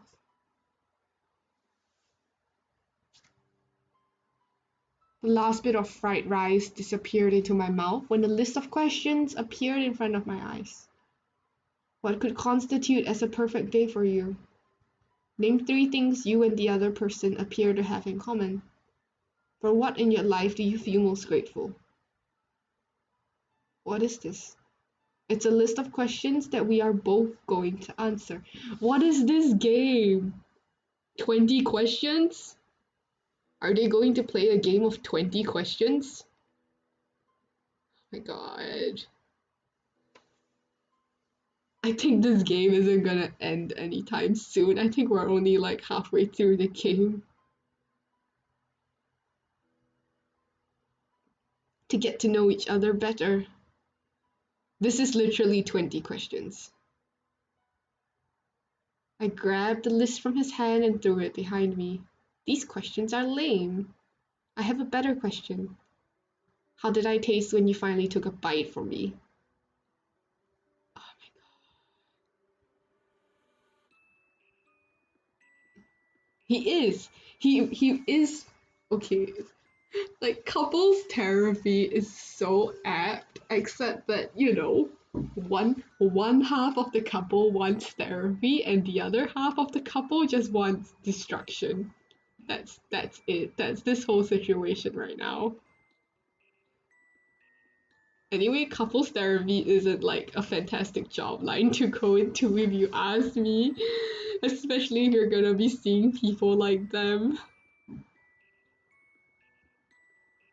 Silence. Don't want to talk about it? I'll ask another one then. How did you find your other food? How did it feel to? Terrible. It felt terrible. The words came out of his mouth in a monotonous stream, flat and hollow as they spilled onto the ground like a leaky pipe. Milton had been gone for months, and our provider stopped delivering food. Bancroft was the one who was in charge of negotiating with them, and he had been missing since January. Milton told me to go and take care of food myself. Find some random homeless man in another city or town at night and eat him. I didn't want to, but my hunger got to the point where I actively fantasized about eating the people around me. He could be a ghoul. Like from Tokyo Ghoul?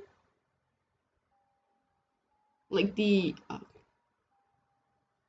could be a ghoul because they are also flesh and blood eaters and they don't eat anything else.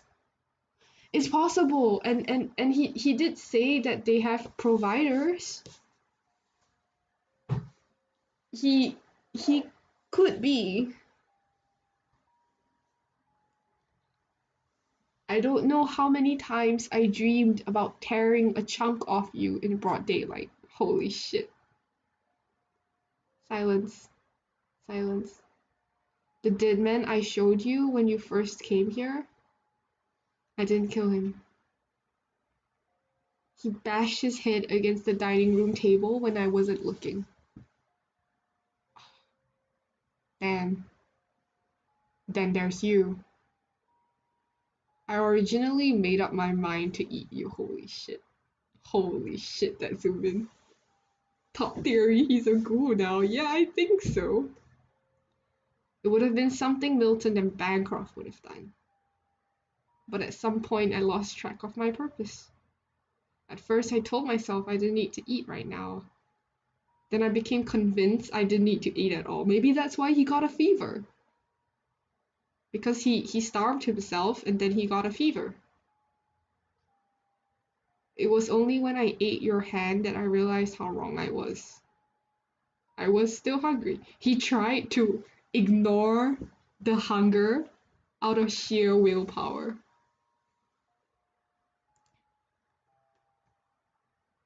I still needed to eat. I just didn't want to eat you.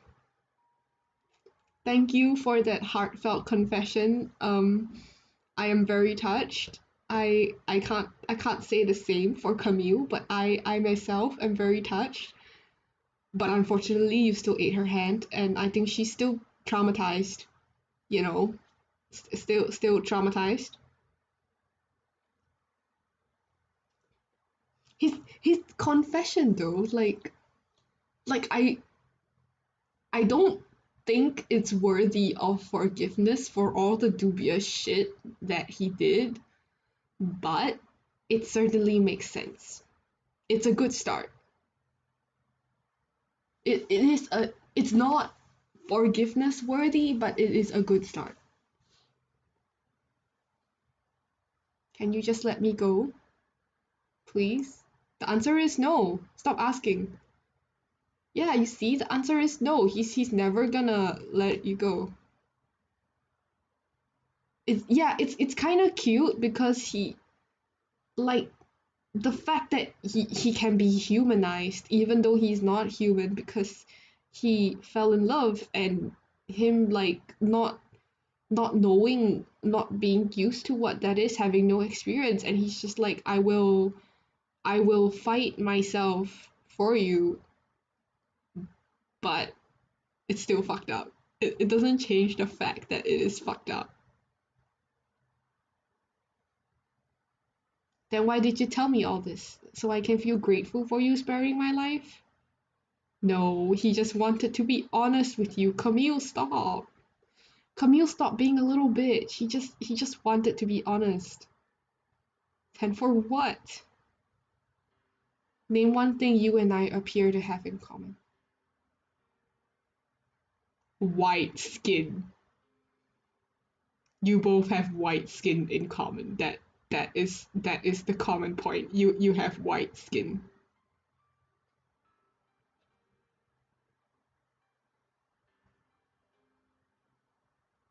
There's something very wrong with you. I'll wait until you're ready to answer. We both need help. But help isn't coming.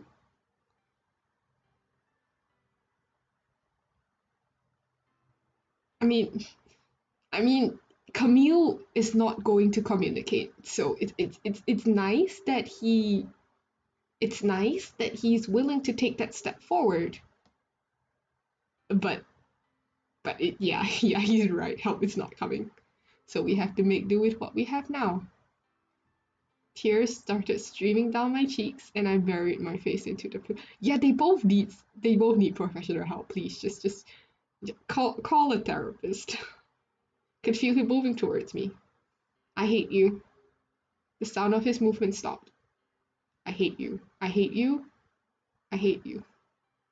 I continued to repeat those words until they lost their meaning and became a jumble of syllables and words. And vowels, each one a sharp glass shard to prevent him from getting any closer.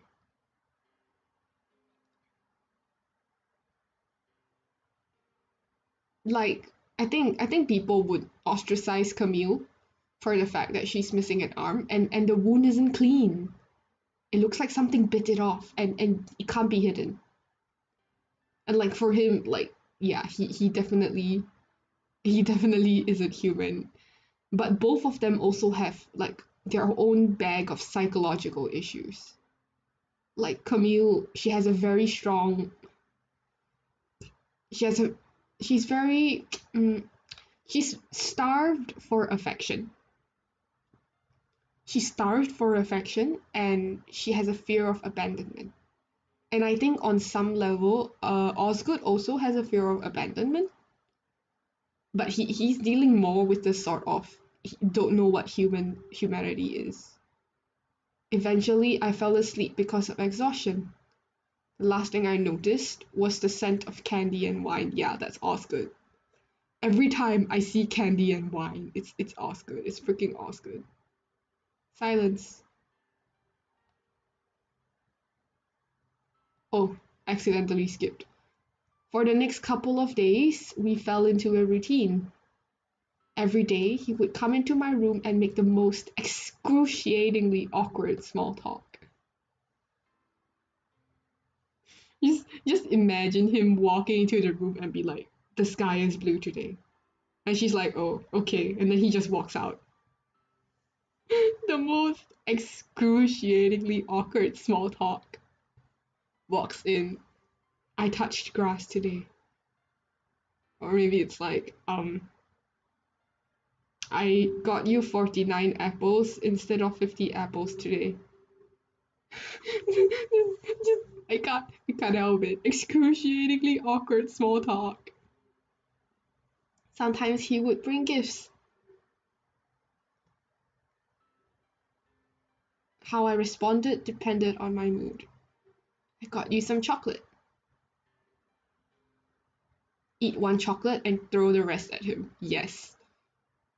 Yes. Yes. I mean we ate one, but I'm still mad at you, so I'm gonna throw the rest at you. Places a bouquet of newspaper roses beside your bed.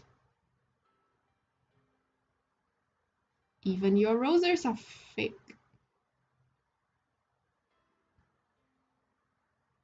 Oh man, I feel like both these choices are bad.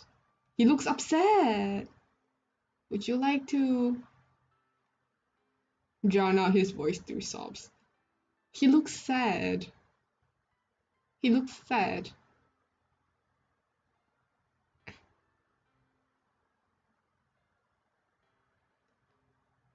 Though some part of me, the sane part of me, knew I was acting incredibly reckless by actively provoking someone who could snap me like a twig, yet I couldn't stop myself.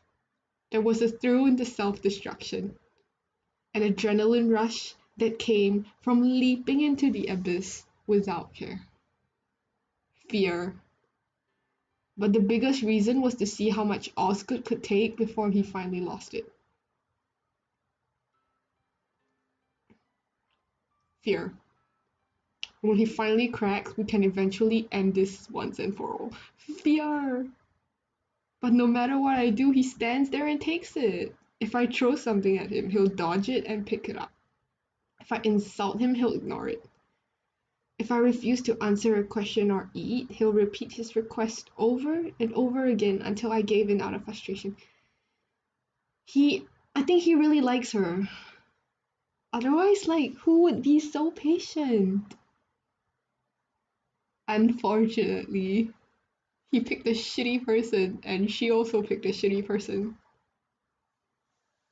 Like, who else would be so patient? I Yeah, I agree with you because she has abandonment issues. But you also have to consider that he's not human, and he has eaten her before. So staying with him might be just as dangerous. Like you never know when he might slip. But yeah. PTSD from getting eaten.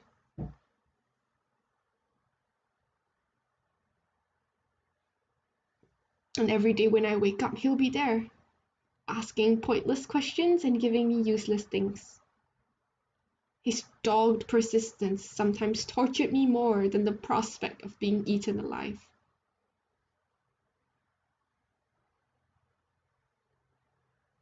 Osgood? Oh, this is his story. This is Osgood's story. Once upon a time, in a mansion far, far away, there lived three pale monsters.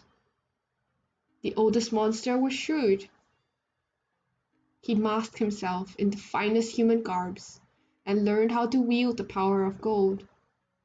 His food was consumed between sips of wine and curt replies to business partners. This is the oldest brother. This is Banforth.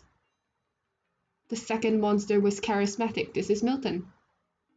He disguised himself with human mannerisms and learned how to wield the power of words and violence.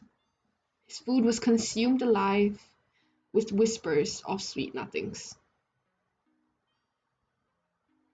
Damn! The youngest monster was obedient. He followed the rules set by his brother and was shielded from the outside world. His food was consumed alone in the dining room, waiting for his family to come home. But one day an intruder appeared. The second monster.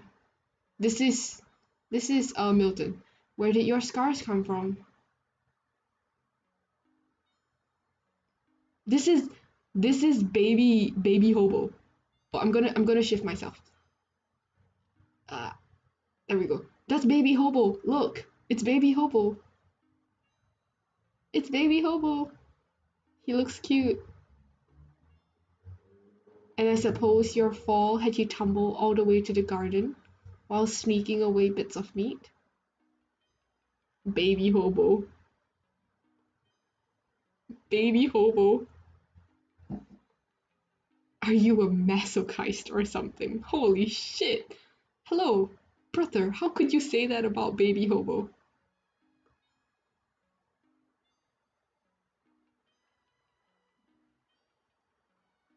Baby hobo. You know dogs hate our kind. You'd be better off trying to charm one of those dewy eyed village girls. Dogs? Dogs hate whatever monsters they are, so I don't think he's a wolf because wolf and canine are quite close. Let me send you a screenshot on Discord, okay?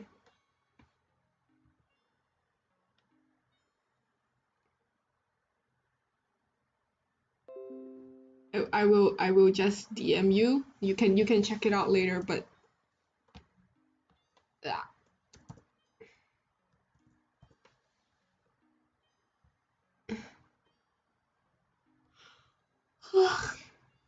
baby hobo. And you already named it. Yeah, yeah, yeah. Baby hobo already named the dog. How are you gonna tell Bancroft? That's a very good question. How are you gonna tell your older brother that you kept the dog? You know how paranoid he is about everything. He will freak out if he sees the scars on your fingers. Can you help me keep it a secret from him? How about this? I'll keep your secret for 2 months. After 2 months, you bring the dog out and do a little demonstration that it won't attack you. Want a little tip? Whenever the dog bites you, beat the living hell out of it. Whenever it submits, give it a reward. Show it who's the boss, and you should have it behaving in no time. What? What is this older brother teaching him? What? This this older brother is just teaching him bad things. Literally, just. Oh my god, this is violence, man. Violence. The youngest monster found the advice cruel, but his brother was seldom wrong, so he trusted his brother and did what he was told. Whenever Sunshine barked at the youngest monster would strike it across the nose. Whenever Sunshine obeyed, he would feed it. At first, it took 5 strikes a day. Then the frequency was down to every other day. By the end of the month, Sunshine had stopped biting entirely. Animal cruelty! 6 weeks later, it no longer trembled in the youngest monster's presence. When the youngest monster pressed his face into Sunshine's stomach, he wept. But one day, oh my god, blood, blood, blood, blood, oh my god, blood. What was that? There was a there was a sound and there was a whole lot of blood splatters. This is Bancroft. This is the oldest brother. Look, I'm sorry. I'll get you a properly trained dog next week. He just killed the dog. Oldest brother just killed his dog.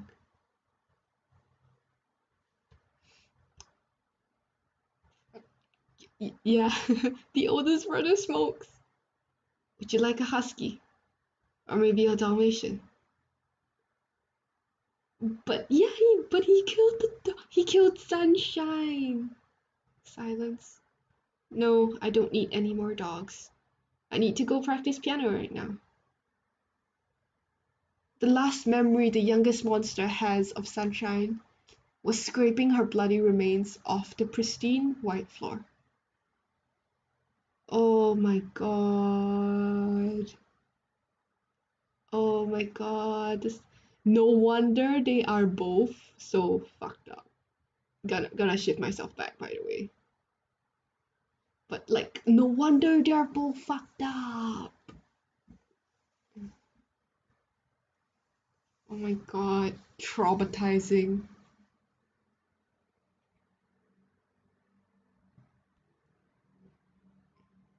I blinked several times until I realized that I was in the dining room.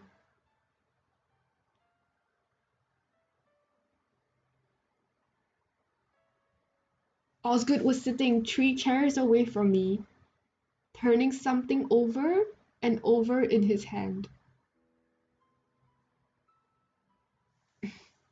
You're up. He slipped whatever he was playing with into his pocket and gestured vaguely to himself. I have prepared a present for you. Oh my god. I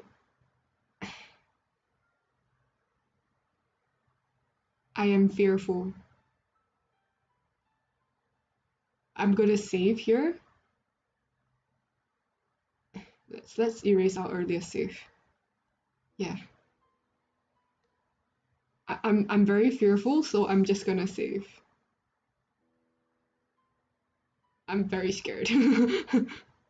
Another present? What is it this time? My lack of enthusiasm must have been apparent, even in the dim light, for he sighed heavily. Don't worry, this time it will be different. I don't know. His shadow completely engulfed me. I should be terrified, but I found myself too exhausted to care. Are you finally gonna eat me? Stop! Girl, stop asking him to eat you. Stop. Stop asking him to eat you. This is not. Oh my god. Oh my god. Just stop asking him to eat you. Osgood ignored me and knelt down so that he was directly at my eye level, his gaze pinning me to my chair like a taxidermized butterfly. This definitely doesn't bode well. This doesn't bode well. Then he closed his eyes and started shrugging out of his jacket and sweater. What the fuck? What the fuck? For the past few days, the only times you would smile is when you destroyed my gifts.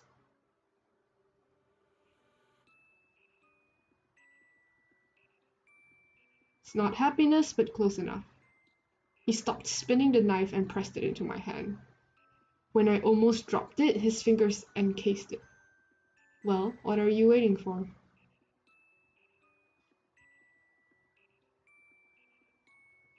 I think, I think he's saying we can cut him, stab him.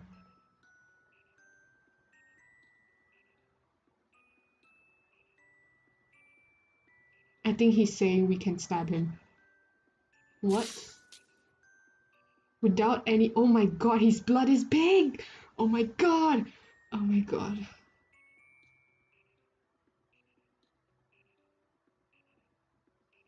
Without any warning, he grabbed my hand that was still holding the knife and slashed it across his chest.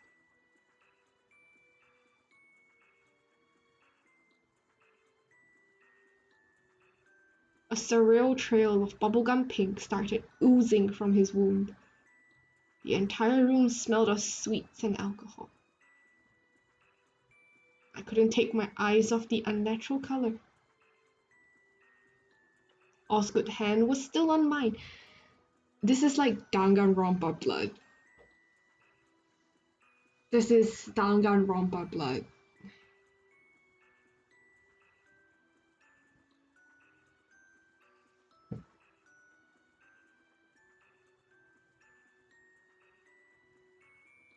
Is it not enough? Again. Something wet landed on my face and on the table. Again. Holy shit, this man is a masochist.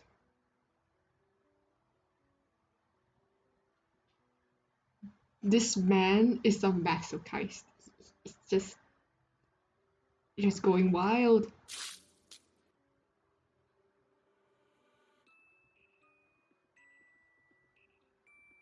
Try to pull your hand away. Why? Because it's wrong. What do you mean why? It's because it's wrong.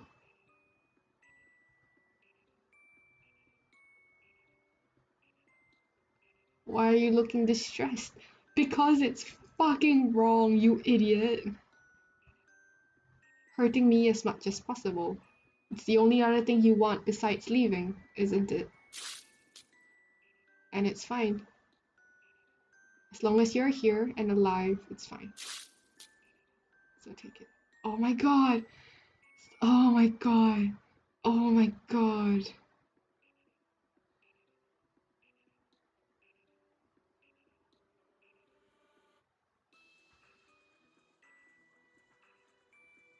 Accept my gift. Before he could slice himself again, I pushed him onto the ground and sent the chairs crashing. Are you fucking crazy? You think this is going to make me happy? Then I suppose there really is nothing I can give you. The matter-of-fact hopelessness in his voice was all too familiar. With sudden clarity, I realized I was now Mr. Buchanan, holding all the power while Osgood lay at my feet. It's a repeat! And he deserved it. He deserved to have me trample all over him. After all, wasn't I the poor and helpless high school girl, and he the monster that kept me captive? Oh my god. This is... It's kind of dark, but at the same time, like, studies have shown that even in schools, those who are bullied, they have a chance of becoming the bullies themselves. Because that's how they were treated, so that's how they treat other people, and this is exactly what is happening. Mr. Buchanan Mr. Buchanan ill-treated, or not really ill-treated, but he emotionally neglected her. So now she is doing the same thing to Osgood.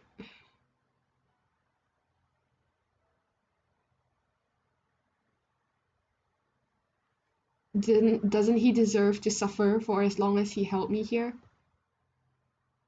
And yet, feeling exhausted, I buried my face into his chest. Yeah, generation trauma. It's so hard. I hate you so much that it hurts. I know. After a moment of hesitation, he reached out a hand, wrapped a strand of my hair around his fingers. Let him play with my hair for 3 seconds before slapping his hand away. Tsundere vibes. Tsundere vibes. Get up and do something about your wounds. I don't want you to bleed to death in front of my face.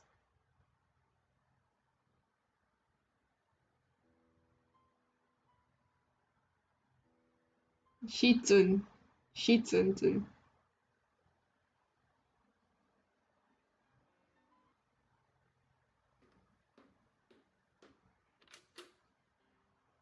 Instead of trying to talk about the food like he always did, Osgood looked away and tugged at his collar. I let him struggle in his discomfort for a while before speaking. Oh. So what kind of monster are you anyways? He took a step back as if to hide. Don't look so surprised. I'm making an effort trying to get to know you better. That's what you want, isn't it? And he looks away. And he looks away.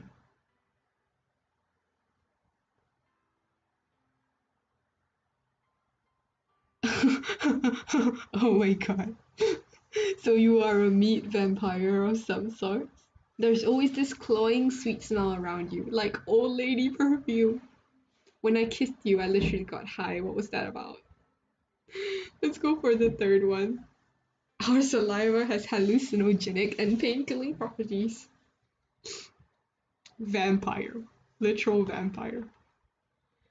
It can also knock you out if consumed in large enough quantities. He is a walking morphine factory. There's this cloying sweet smell around you, like old lady perfume. So I smell like woman's perfume. I never knew. You didn't notice? It's quite strong at times. Silence. The smell is only detectable by humans.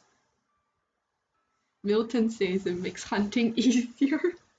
He smells like old lady perfume. So you are a meat vampire of sorts. That's one way to put it. I get it now. You are a human Venus flytrap. Help! Human Venus flytrap. Literally, literally just, oh my god, giant pitcher plant. Oh no, did I hurt your feelings? Silence. You should eat your food before it gets cold. Silence. Being a Venus flytrap isn't a bad thing, you know. Much preferable to being the fly. Silence. And he left.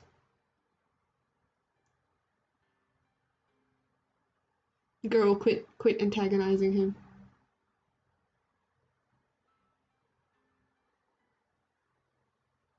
Did you finish? Oh, sudden scene change. Did you finish your econ homework? What? Your econ's homework? The one that's due tomorrow? My eyes started left and right, taking everything repeatedly.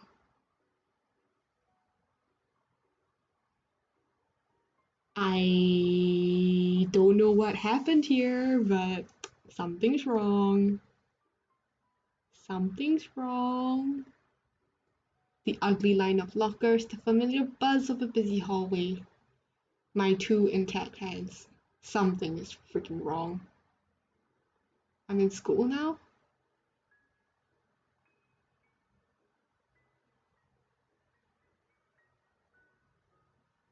Something is definitely wrong. Are you okay? Do you need me to take you to the nurse's office? She reached out and placed her palm on my forehead. The coldness of her palms was soothing. You know, if you stayed away from him, we wouldn't be forced to talk this way. Holy shit. Holy shit. Ivy might be a monster hunter.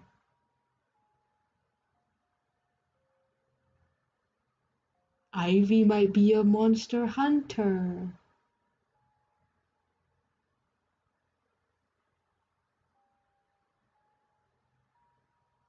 I don't know. But she said if you stayed away from him. That implies that this isn't real. Implies that Ivy knows what's going on. What? She patted me on the back. I want to help you, but you are on your own now. With that, she started to walk away. Okay, no, she's not. She's not. I think this is just a manifestation of Camille's subconscious. I'm false alarm. I think this is a manifestation of Camille's subconscious. Wait, before I could catch up with her, a gush of red blood swarmed the hallways. And exclamation mark. Okay, yeah. False alarm. It was a dream. False alarm. What the? Why are you? A sinking feeling pierced my lower abdomen, and I doubled over in pain. Did you eat something bad? I smell blood. Oh my god. Have you never seen a girl having her period before? Holy shit. This isn't the time to argue. We need to stop the bleeding. Man doesn't know what a period is. The man doesn't know what a period is. Oh, sorry. He pulled my blanket off me and was about to reach into my skirt before I swatted his hand away. I can take care of myself. Like, how are you going to stop the bleeding? Like, it just flows. Laughing. Just get me something warm to drink. I got up from the bed and started stumbling towards the bathroom. Each step felt like I was stepping on my stomach instead of walking on the ground. Before I could get very far, Osgood scooped me up and rushed to the bathroom. Within seconds, I was sitting on the toilet seat with Osgood kneeling before me. Okay, but like, get yourself a boyfriend who is like, who will carry you to the toilet when you're on your period. That's like one of the best things that could happen. But don't get yourself a boyfriend who's a cannibal, please. No. There was red on his pants, but he didn't seem to care. The question is whether he will drink it afterwards. Besides a warm drink, is there anything else you need? Leave me alone. I find it hard to believe that a warm drink alone will stop the bleeding, because it won't. The period is just going to continue until it's over, bro. That's what a period is. It's just going to continue until it's over.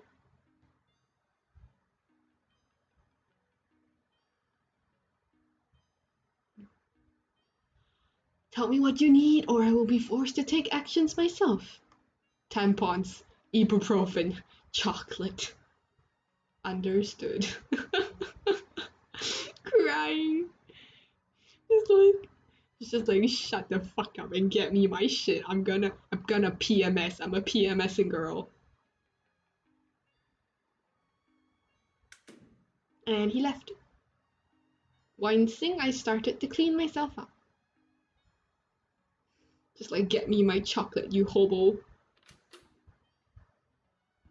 I had just finished making do with whatever was available when Osgood threw open the door. To his surprise, in his arms were all the things I needed. It hasn't even been 10 minutes. How did you buy all of this so quickly? I looked up what a tampon was. I looked at what a period was on the internet and found the ibuprofen and the tampons in Milton's emergency kit. His second brother is the one that has a has an emergency kit for in case the girlfriend gets a period. Your brother has tampons in his emergency kit? Is that a bad thing? It's for the girlfriends. It's for the girlfriends. In case they get bitchy. Never mind. Thanks for getting everything. Silence. Oh my god. Do you want to kiss? Oh my god. I think I'm gonna wrap up soon, or as much as we can cover in like a little bit, because it's it's getting quite late. I've been online for almost 4 hours. Lamal.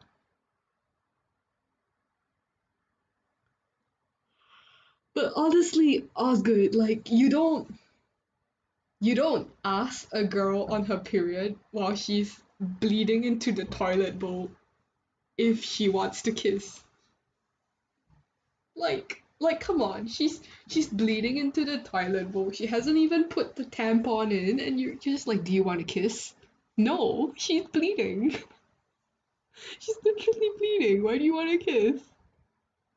I'm in pain, and you ask me if I want to kiss?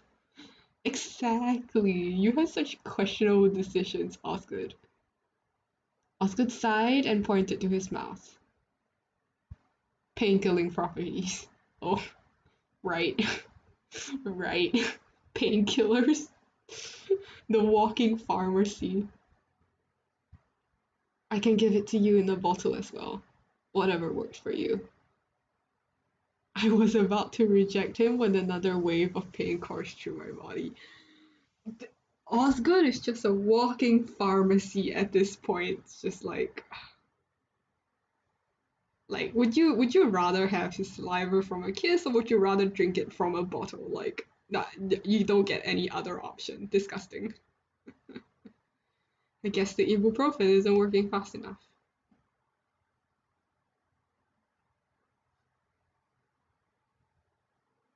Mm, do we want to kiss him for instant pain relief? Take the bottle of his spit? or refuse him.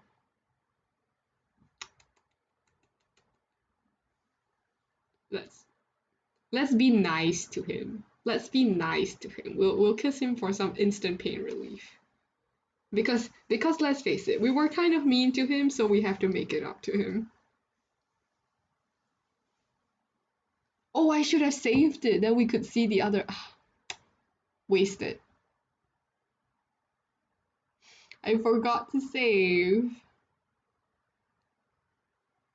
It doesn't have to mean anything. Besides, I've already seen him naked. Holy shit. I mean, that's true. You've already gone further than just kissing. It's fine. We're just going back a few bases.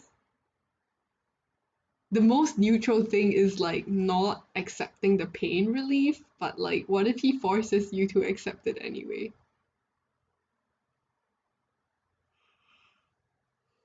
A kiss for medicinal purposes is hardly gonna faze me. Get down. She's such a she's such a bitch. You are too tall, and I don't want to stand up because she'll bleed all over your nice white toilet bowl. After a pause, he knelt down in front of me. Two pale blue glass shards stared straight at me, remote, unblinking, and clean. Lamau, let's not spam click. That's so painful. Don't move and open your mouth. She's so demanding. She's so demanding. His posture became stiff as I reached over a hand to cover his eyes. His eyelashes fluttered against my palm as I moved my mouth over his. Spam clicks, you can just download the game yourself, I think. It was the same taste of fever dreams. It's bright pink, it's the same color as his blood. The taste of cotton candy, taste of waiting for a popsicle to melt in your mouth on a lazy summer day. It's the color of his blood, for fuck's sake. Except popsicles weren't warm. Yeah, because a warm popsicle is a melted popsicle. I reached a hand to the back of his head and forcefully tugged his hair away from my face. Osgood's muscles were tense, but he didn't move. His mouth hung slightly open, and his lips were moist with saliva. Oh, in the previous iteration of their kiss, it said that Camille, the girl, nibbled on his lips, and I was like, man, imagine her just chewing on his lips like a rabbit chews on cherries. It's just every time they kiss, it's just chewing.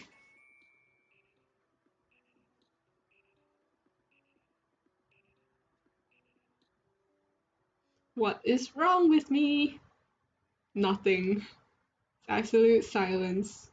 Do you want me to carry you back? Has she put the tampon in?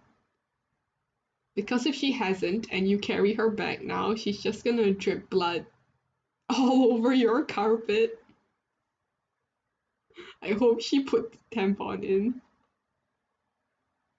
You are my food now.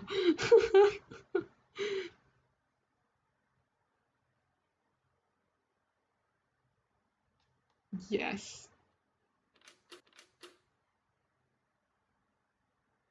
Camille, I'm feeling okay now. Thanks. Don't you have to practice the piano or something? It never explicitly said she wore the tampon. So if you assume she didn't wear it, she's just been dripping blood. Or is it random question time again? Silence. You aren't going to bleed to death, are you? Silence. Would I be talking to you if I were bleeding to death? Right. And he's gone. He's gone. Ever since that day, Osgood started fretting excessively over my health. You might catch a cold if you walk around on bare feet. Holy shit, man. Like she's she's she's not 5. Please wear socks. Give her socks then. I don't want to. Who wears socks during the summer? Silence. I'll get a carpet then. Oh, so he doesn't have a carpet, so I guess she was bleeding on the floor. Guess she was just bleeding out on the floor.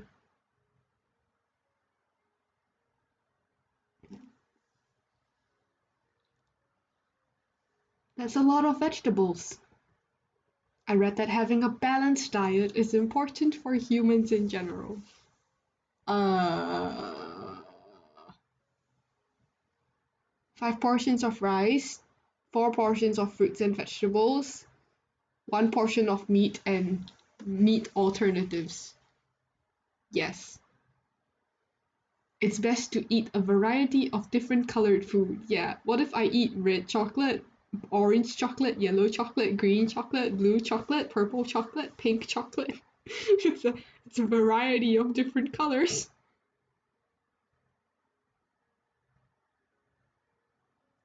I can't finish all of this. That's fine. Just eat a little bit of each. You're wasting food. We're literally wasting food here.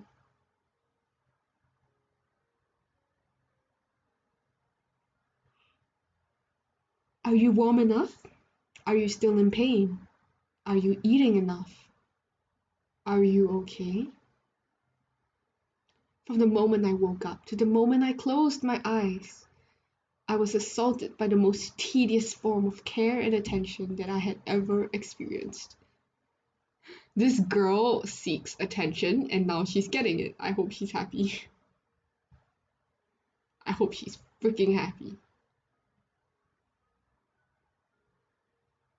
I think I think we might end this off here because it is getting quite late.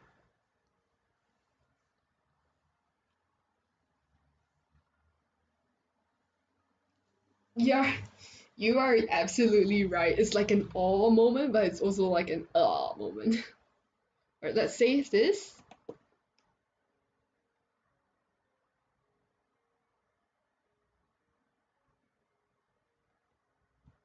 Yep. And we will end this here for today. Thanks for coming. Bye bye. Good night. Sleep well.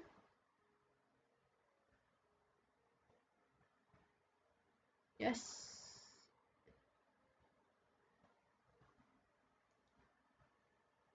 Okay. Again, thank you so much and good night.